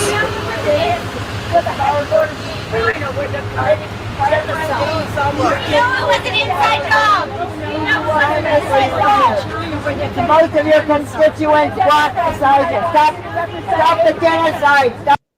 So first of all, look at this. Look at the car. Hold up. Let me show you something. This car right here come on, my car people in the chat. Is this a Porsche or a Ferrari? I'm curious. Most of your constituents want beside you. Stop the genocide. Stop the Holocaust. The Democrats want the ceasefire. The Democrats. So you have to listen very closely there, where at the end, she said, go back to China. Now, let's be real. If a Republican made that comment that Nancy Pelosi made, if they said go back to China, the Democratic Party would have had a field day. They would have said, oh my God, the xenophobia. This is why we have to get them out of office. This is why we have to take back the House. But now you see a Democrat making the same comment, because at the end of the day, they one and the same. So you see what we've noticed a lot, at least under the Biden term, we've seen Democrats use some of the same phrases that they complained about Republicans using. Everyone in Congress that is a part of the Democratic Party should be outraged by Nancy Pelosi making that statement to go back to China. When Republicans tell Ilhan Omar to go back to Somalia, when they tell Rashida Tlaib to go back to yada yada, all that kind of thing, Democrats have their arms up in the air and they're ready to scream. But it's okay when they do it. This is the problem with partisan politics. It's okay when your team does it. But to answer Medea's question, where is Nancy getting her money from? You see, Chuck Modi was on it. This you at AIPAC convention, Miss Pelosi, you see, this is Nancy Pelosi. This is why I say, look, AIPAC, it is imperative that Israel maintain its qualitative military edge, and America must ensure that it always does. Speaker of the House, Nancy Pelosi. Once again, if you follow the money, you will understand why they advocate for what I don't believe any of these people actually care about anything. Sorry. I don't believe any of these people are like passionate. Maybe the first time they run their first campaign, they really care. I'm going to get in there and change some things, shake up the system. I'm going to fight for you. They all feel that way, right? But then they get in, they start rubbing elbows with groups like AIPAC, Big Pharma, lobbyists. And they just realize this is a comfortable life the way that it is. I'm just going to do the bidding for the donors so I can keep this seat and actually advance my political career and keep making a lot of money. And if I maintain this seat for at least 5 years, then I'll get speaking engagements. I'll get a pension. I'll get a book deal, and I'll be set for life.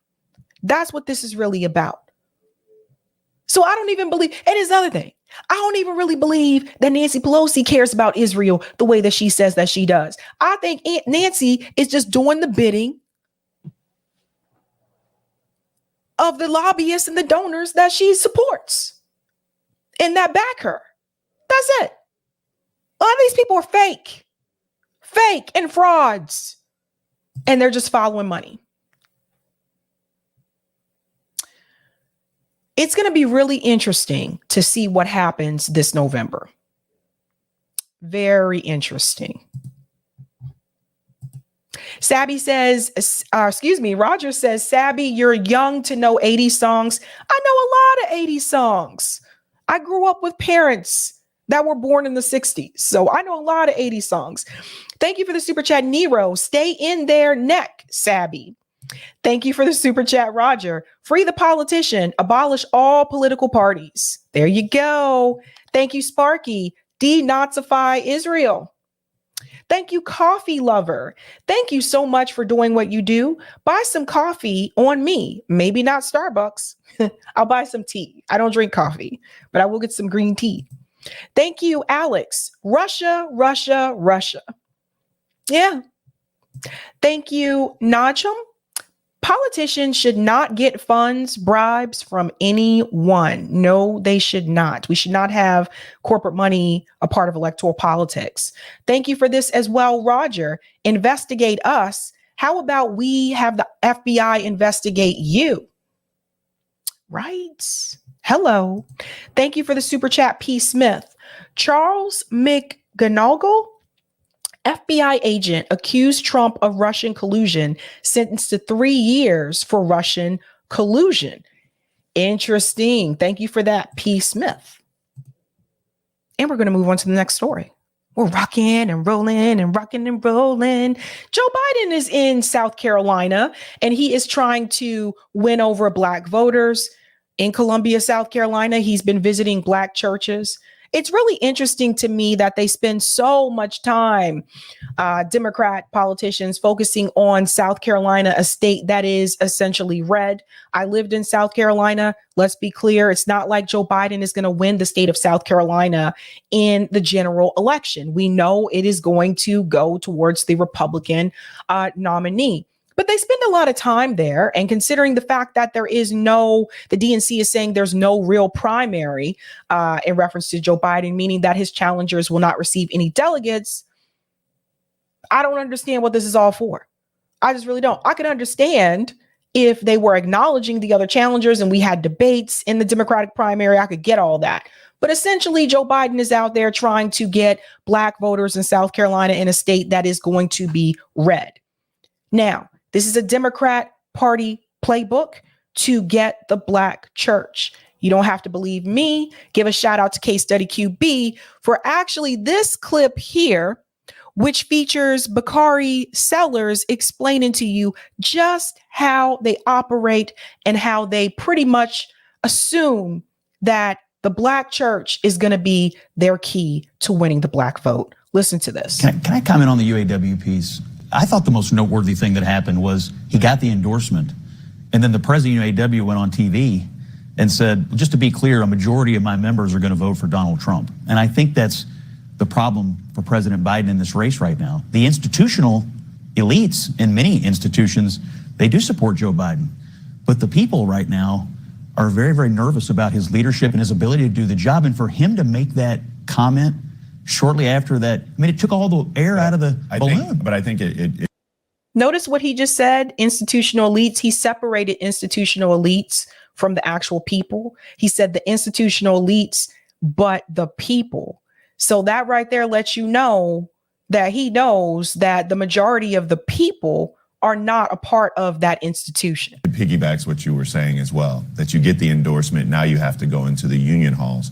And what Donald Trump is doing, what Joe Biden is doing and Kamala Harris are both doing is they're penetrating those areas now. I mean, he's literally in South Carolina as we speak. He was in South Carolina last night. He went to beauty salons. He's actually on the ground doing things that he wasn't able to do in 2020, which is, you're correct. Once you get the institution, like once you get the Black pastor, that's the grass top. Now you got.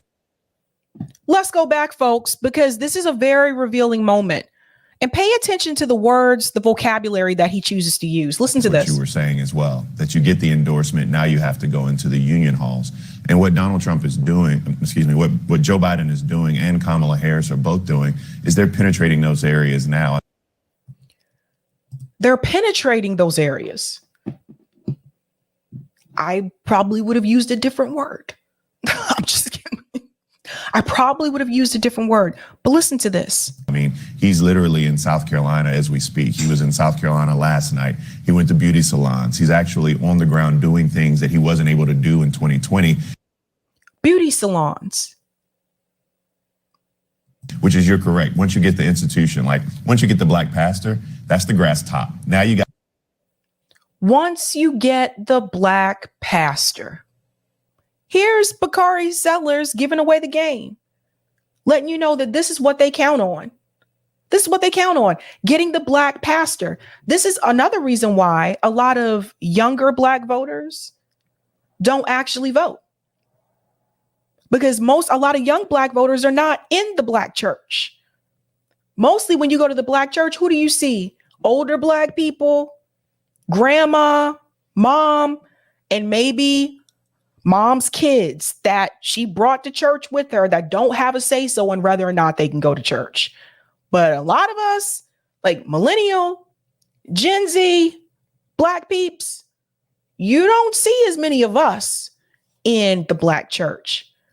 Bakari Sellers, a black man, sitting up here and saying this with no shame whatsoever, and says, once you get the black pastor, there you go. Tokenism. And he has no shame. No shame saying it. Listen to the way the Democratic Party is operating to recruit your people. And he's just like, yeah, just get the black pastor and then, forget everybody else. Black church, beauty salons, forget everybody else in the community. He should be ashamed of himself. Got to get the people in the pews. You got to get the women who wear the big hats. When you hug them, they smell like Chanel No. 5 all day long, or they use a full stick of butter in their sweet potato pies. So you actually have to go out and. The coonery. Like, are you guys hearing this? The big lady, the lady with the big hat. The lady with the big hat smells like Chanel No. 5, makes the sweet potato pies. What kind of Uncle Tom? Listen. Able to do in 2020, which is, you're correct. Once you get the institution, like once you get the black pastor, that's the grass top. Now you got to get the people in the pews. You got to get the women who wear the big hats. When you hug them, they smell like Chanel No. 5 all day long, or they use a full stick of butter in their sweet potato pies. So you actually have to go out and visit with those people. And that's what Joe Biden's doing. He's doing it in South Carolina with the black vote. He has to do it in Detroit and other places. He's got to do it in the union halls. I've had many conversations with the president of the UAW. And I'll tell you something, that endorsement was earned. It kind of ticks me off the way that he described the black women in the church. It made me feel some kind of way. Yes, there are a lot of times the older black women may wear the big hat, but then he had to throw in, put a whole stick of butter in the sweet potato pie and smell like Chanel No. 5. The coonery of it all. And of course, they had a black guy do it. Bakari Sellers, the sellout, okay? I never understood why Nina Turner had this guy be a part of her campaign. The same guy who sat there smearing Bernie Sanders' campaign, and Nina Turner was working with the Bernie campaign. Then you pick this guy and make him a part of your campaign. This guy is the sellout's sellout. I don't give a damn how long you lived in the South, Bakari. You're the sellout. Damn shame.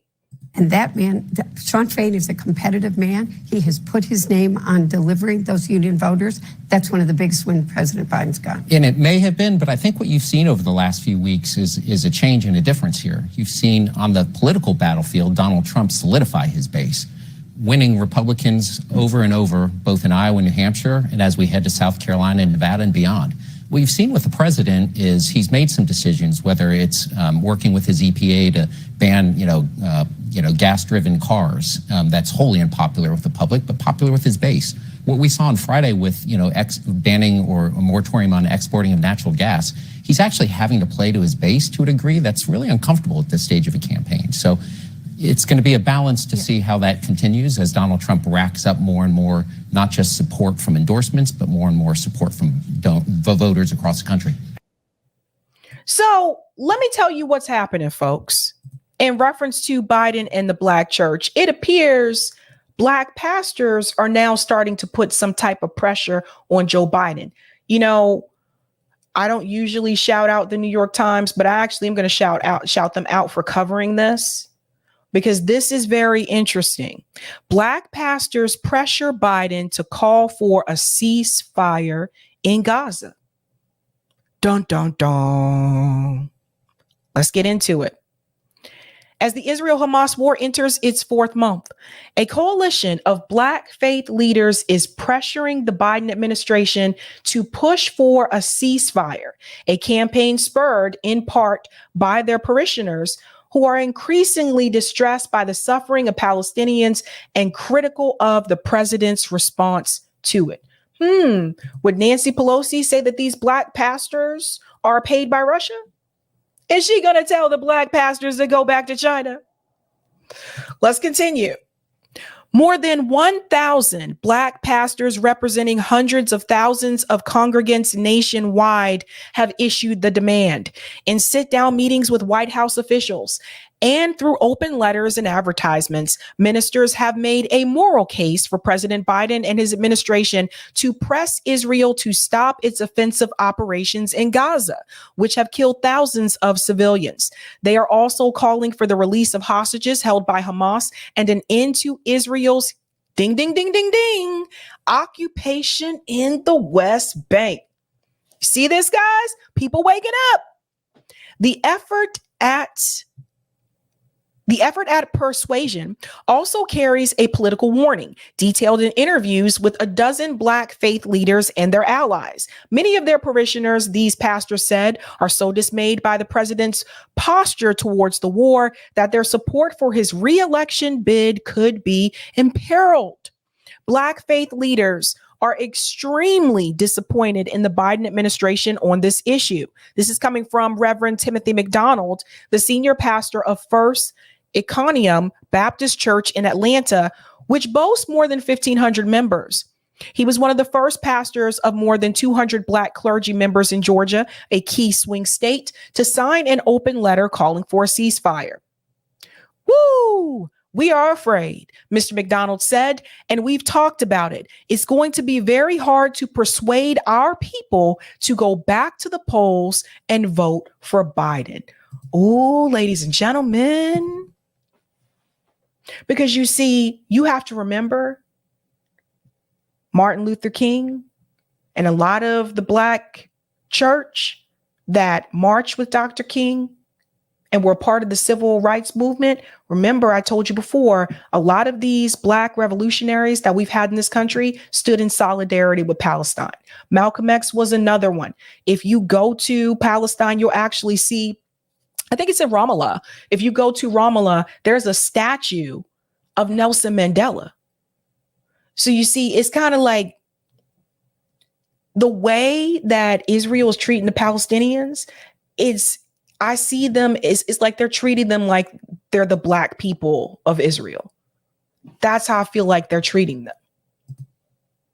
Any cracks in the ordinarily rock solid foundation of Black support for Mr. Biden and for Democrats nationally could be of enormous significance in November.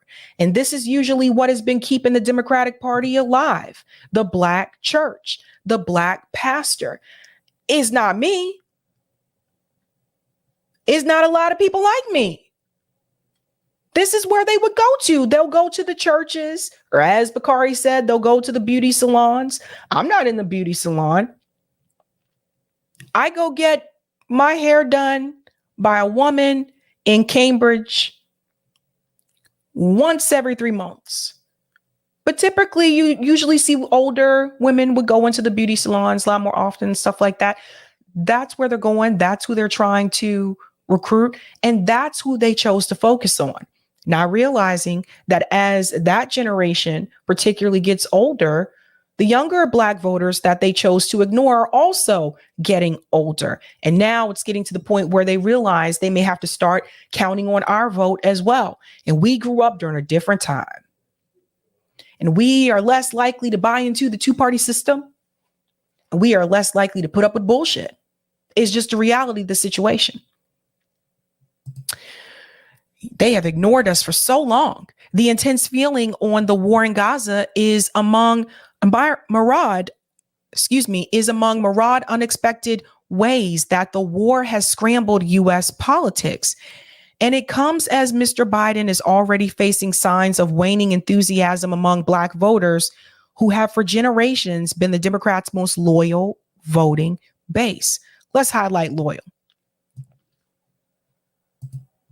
Dogs are loyal. And dogs are loyal. They do little tricks. They do what you want them to do. You can give them a treat. Problem is, Democratic Party has not given Black people any treats. They look us over every time. Everybody else comes before us. Joe Biden said in that meeting with civil rights leaders, now's not the time. Never the time for us. Time for Israel, though. Time to send that $3.8 billion to Israel, though. Won't send no money to the Black communities. Won't invest in building up these communities.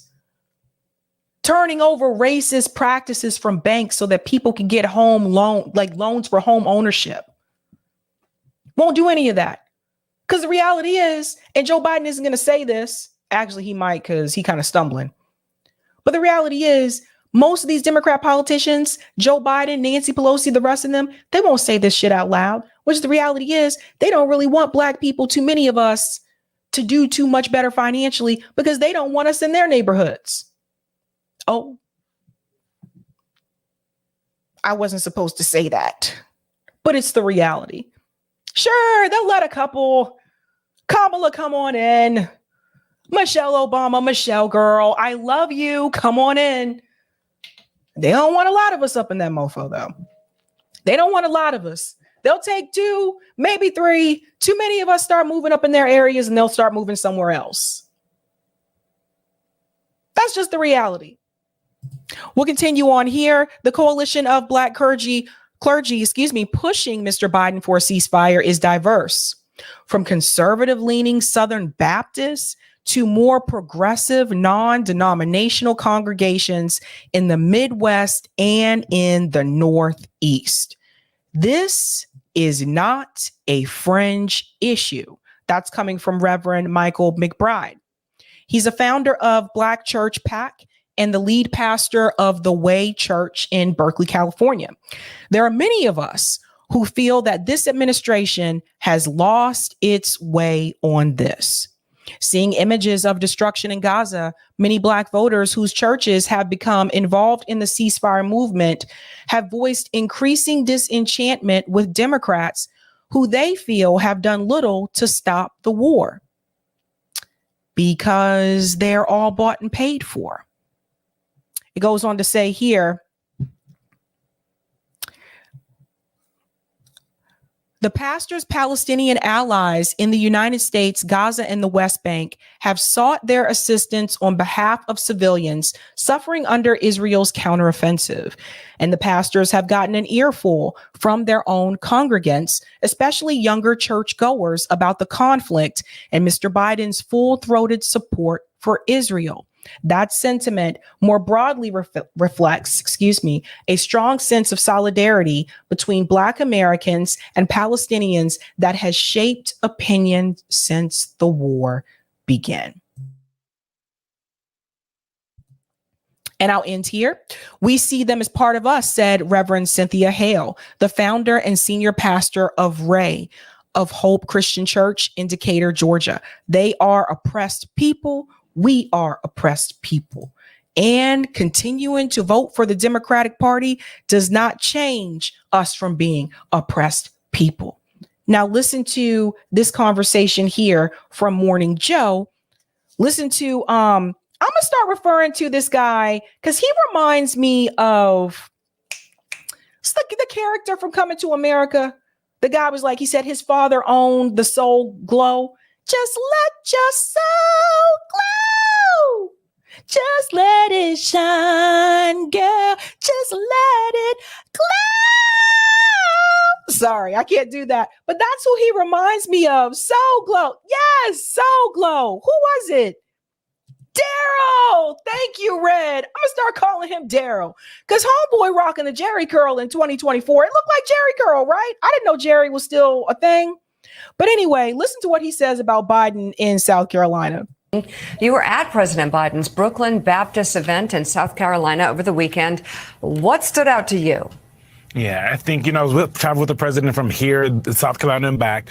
And what was really interesting is kind of the excitement that was with these black voters, both we went to the barbershop, we went to a lunch event, we went to a church, and obviously this first in the nation primary dinner that the South Carolina Democrats were having.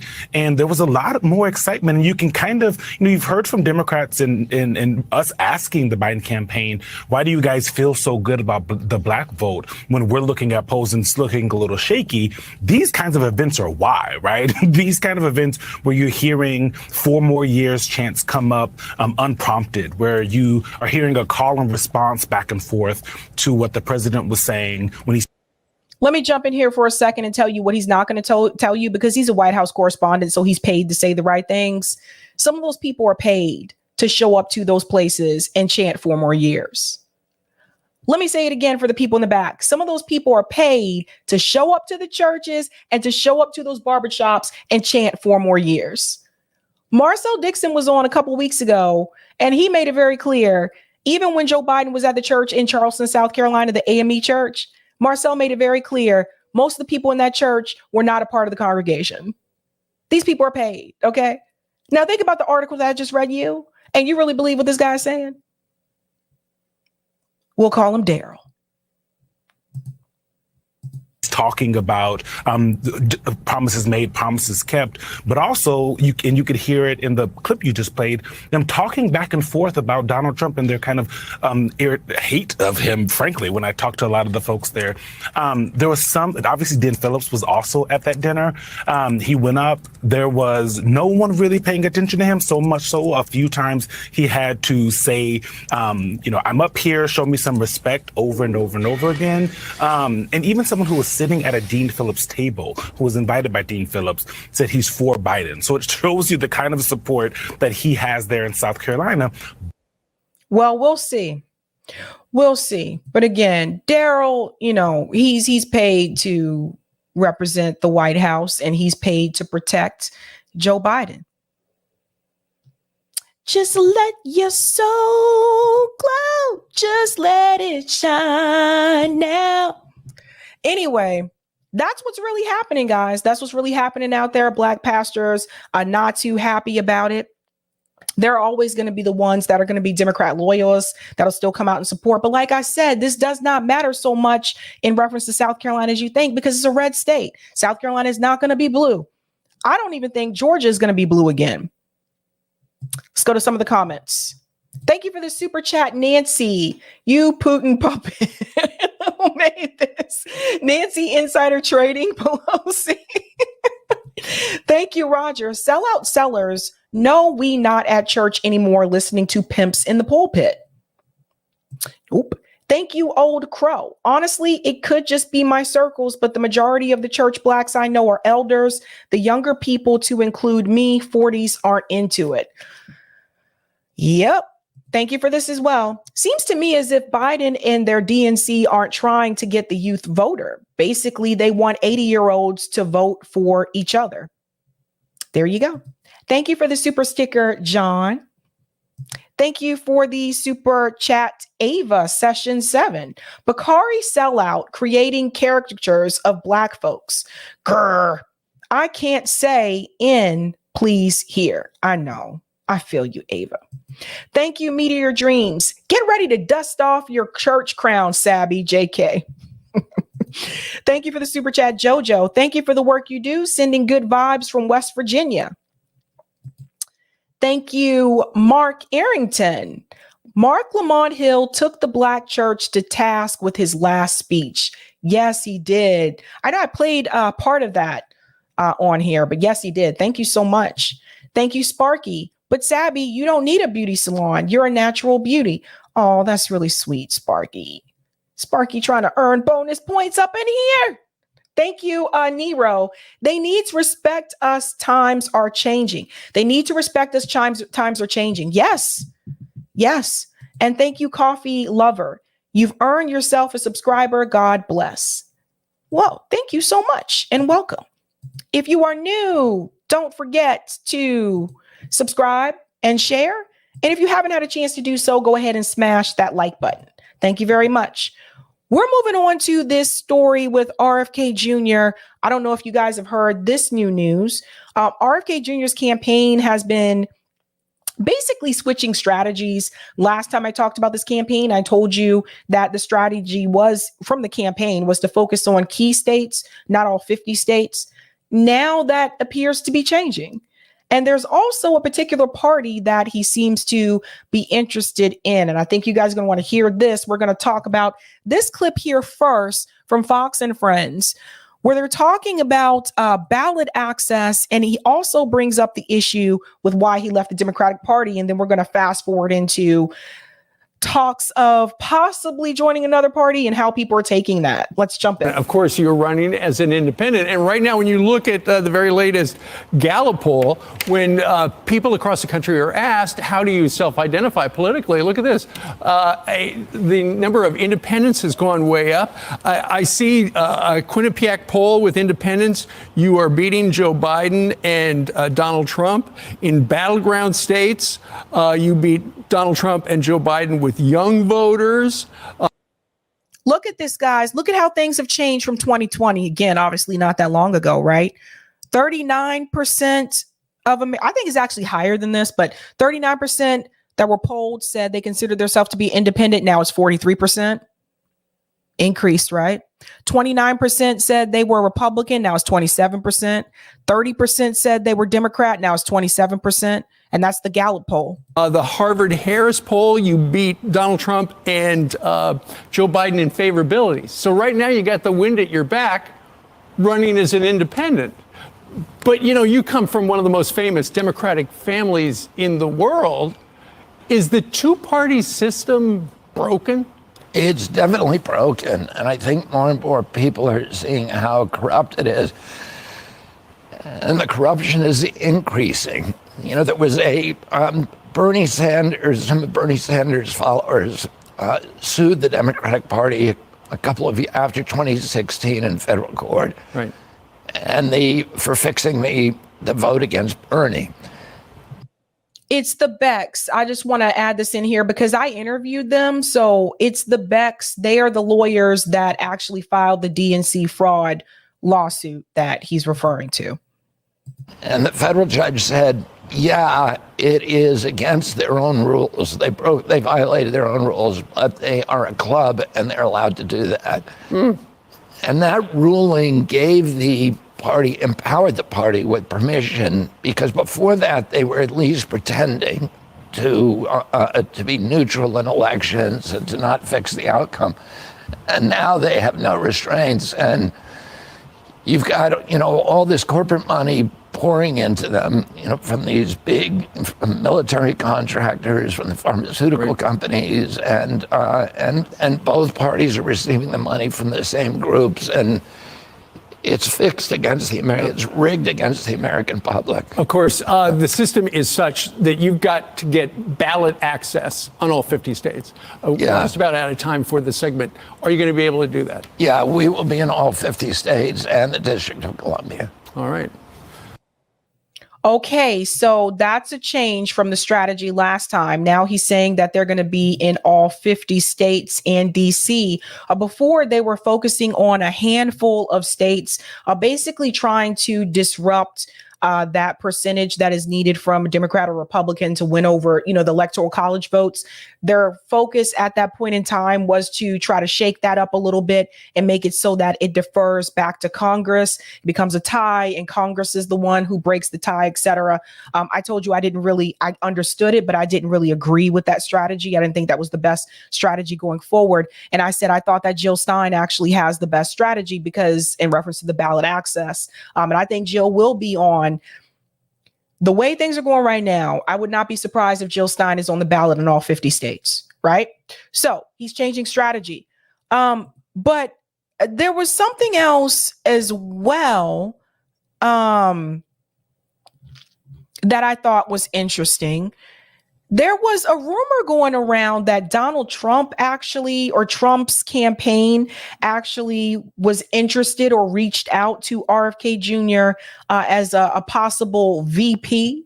Well, apparently now that is actually being debunked. The Trump team is saying they did not do that. Listen to this. I do want to ask you about this exclusive interview. RFK Jr. saying the Trump team has gauged his interest in the vice presidency. Let's take a listen to what he had to say. I would not take that job. I'm flattered that President Trump would offer it to me, but it's not something that I'm interested in. What do you make of this? Do you see Bobby Kennedy potentially in a Trump cabinet role if Trump is elected? I don't really, but I also think there's an important point to be made here right off the top, Natasha, which is that the Trump campaign denies any such approach. Chris LaCivita, a senior advisor to the former president, says, just want to get this quote right, no one from the Trump campaign ever approached RFK Jr. or ever will. Now, clearly, Mr. Kennedy has a different version of those events.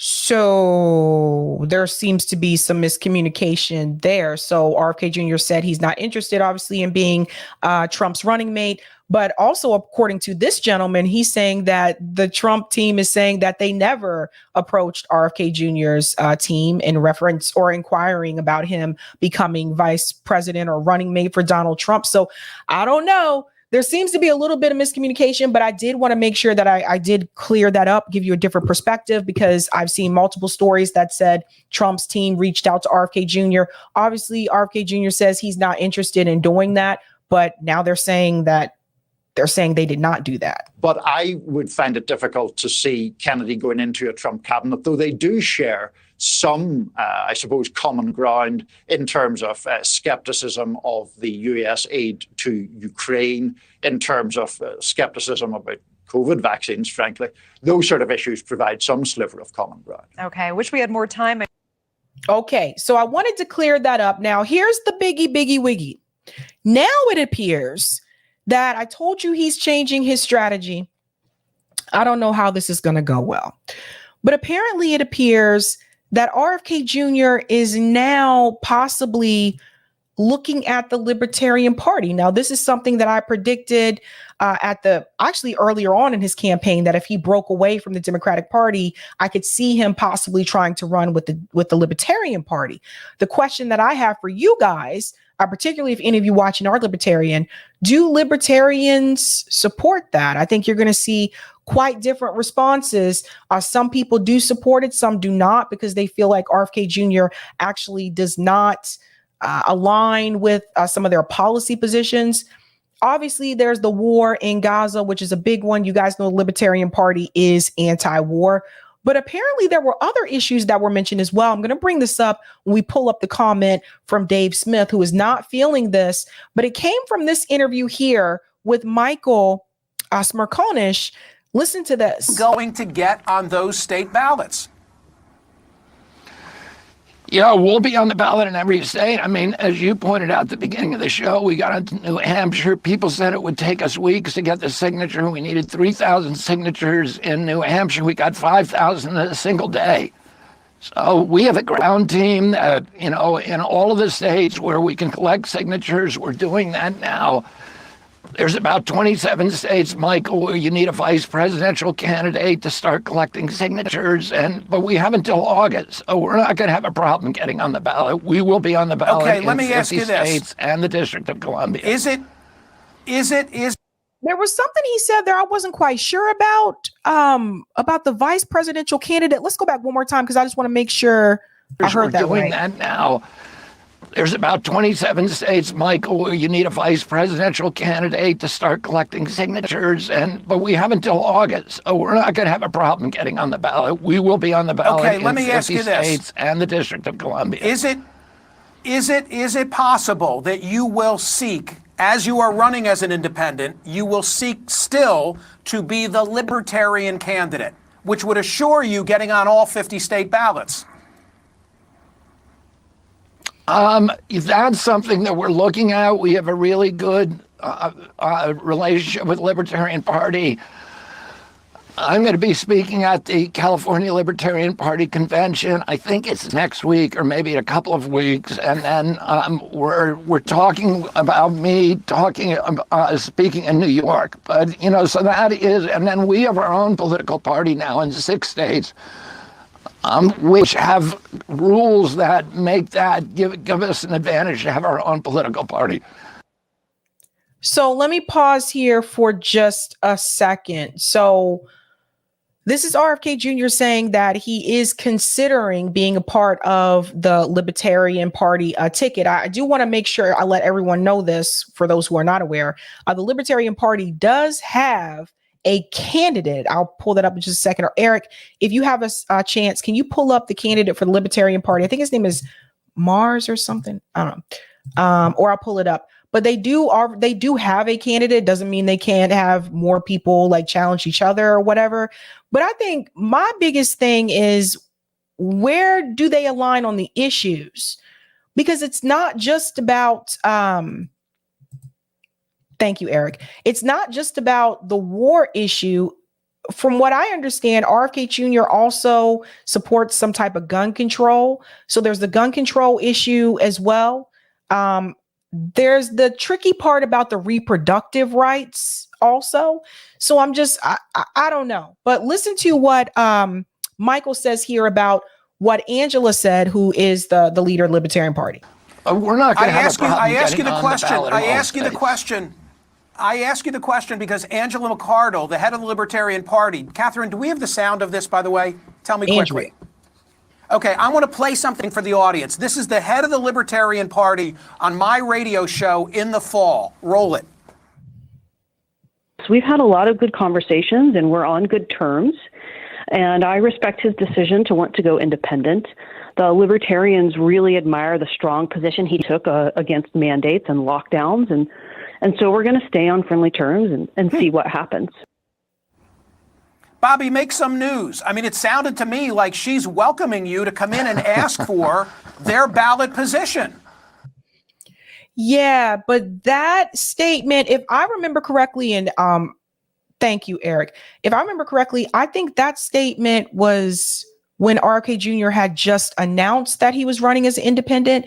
That was, if I remember correctly, because I thought I covered this on the show, that was also before the war in Gaza.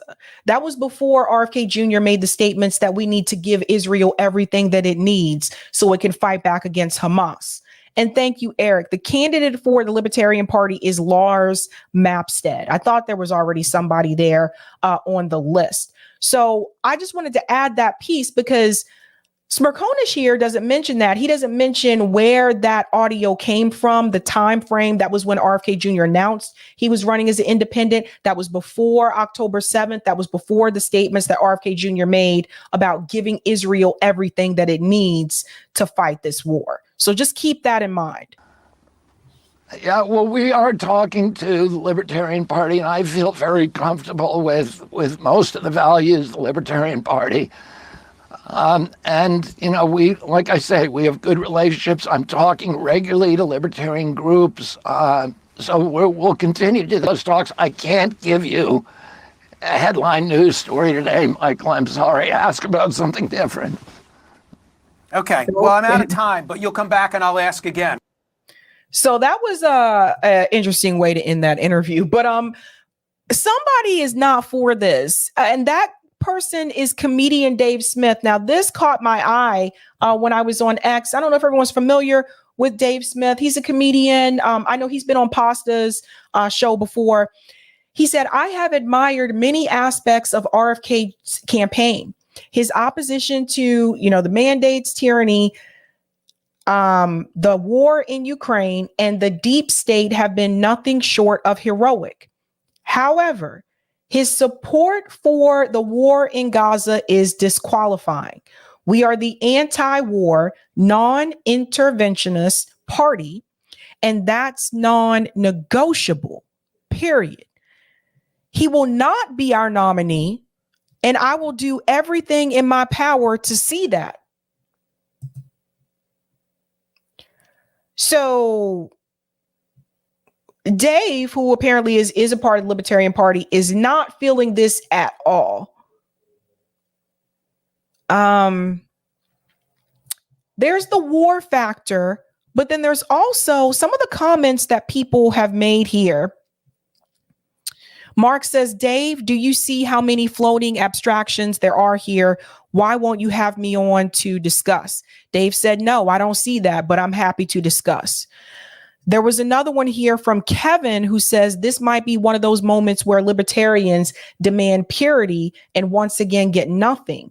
Who you got on the wings? So that would be Lars Mapstead. To answer that question, there is a libertarian candidate.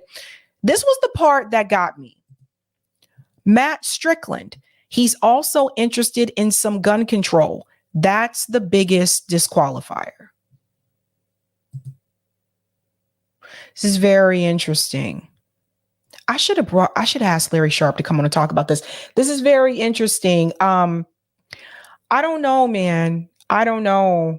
It seems like some people in the Libertarian Party support RFK Jr. running through the Libertarian Party, but it also sounds like some of them do not. So I don't know. I guess he would have to go through the process just like everyone else. But I guess the question that I have for you is this. Do you believe it's fair for a candidate to run under the party if they don't meet all of the principles of the party? And how important are the principles to you, right? This brings up the partisan issue again. RFK Jr. is not my candidate, but there are quite a bit of people who are interested in him and do support his campaign. And I'm curious to see what would happen if he were to run under the Libertarian Party. They do have ballot access in all 50 states.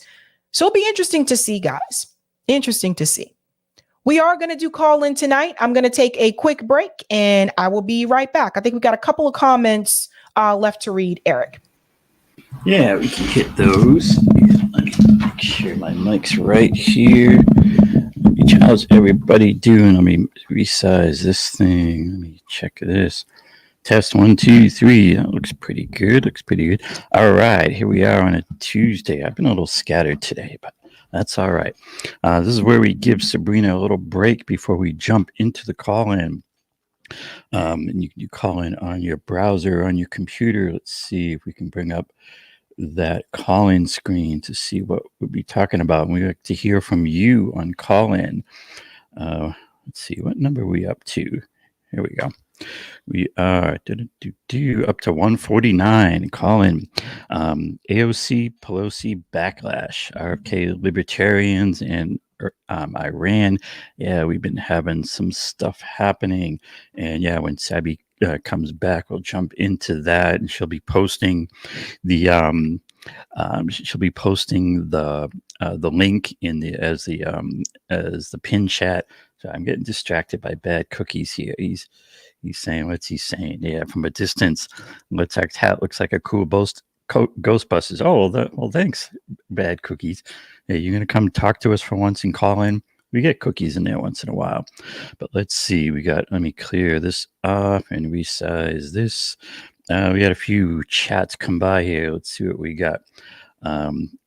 Yeah, whatever happened to the Becks? If I'm remembering right, there was the couple lawyers, the Becks, who were part of the DNC fraud lawsuit, and they did a good job. I think they brought it into court, and they basically got the DNC to admit that it's all just rigged. It's all just whatever the DNC wants it to be.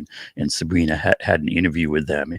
I think if you look up like DNC lawsuit in the catalog, you can find on YouTube, you can find their interview. And the funniest part is at the end of the interview, Sabrina asked them, what do you have contact information? Like where can folks find you if they want to? And the Mrs. Beck said, don't find us. And so that was kind of interesting. Yeah, they were kind of done with it all, I guess. But yeah, they were interesting. From Automatic Selector, no way is he a libertarian. Yeah, I think that's fair. From Dao Sabby, check your facts. I think she started this one. He never said he was going on all 50 states. Actually, I remember that too. I think that. He never said he was going after all 50 states. Anyways, he's doing what he's doing. And Mira's mama said, RFK is not a libertarian whatsoever, in my view. Yeah, I mean, we'll see. It's this question of what is a libertarian and whatnot. What do they really stand for? We can get into a whole nother conversation. And thanks for the super chat, Benny Massimo. Joe Biden wrote the crime bill, which put millions of black men into jail. That is true. Yeah, so this is where we give Sabrina a break before we jump over into the call-in, and we'll be posting the link for that, or you can do that on your cell phone. Yeah, but during when RFK was on, he was like started talking about like money and corruption and in politics, but I just don't think he's serious about it. If you're serious about that issue, you really have to, really get into, the demands and solutions about it. I mean, you really have to be talking about, okay, well then what are you going to do about it? For all his criticizing, I don't see Bobby Kennedy really criticizing the billionaires. I mean, the billionaires are his buddies, and that's really where the money is. And you really have to talk about then your real solutions of how you're going to get that money out, cut the strings. I mean, we basically have the billionaires running the puppet strings of Congress, and that's why Congress sucks. I mean, they're corrupt, and so. Is he going to really start calling that out? Is he going to start making his campaign be about cutting those billionaire puppet strings? And then also, connecting to the money and corruption, there was the Pelosi thing. I thought it was an interesting and a pretty good turnaround when there was the Code Pink video there with Medea Benjamin, and she, I don't know if it started with her or from those around her, but they started saying, okay, where's your money coming from, Nancy? And that's a really good turnaround for these things when these Congress critters and these ghouls start saying, oh, people are being paid to protest and whatnot. Well, okay, you want to talk about money? Let's start talking about where, you congressperson are getting your money and who you're working for. So I thought that was an interesting turnaround. And yeah, you can tell us what you think in Colin when we jump over to that shortly. When Sabby pops back in, and we'll jump over to Colin.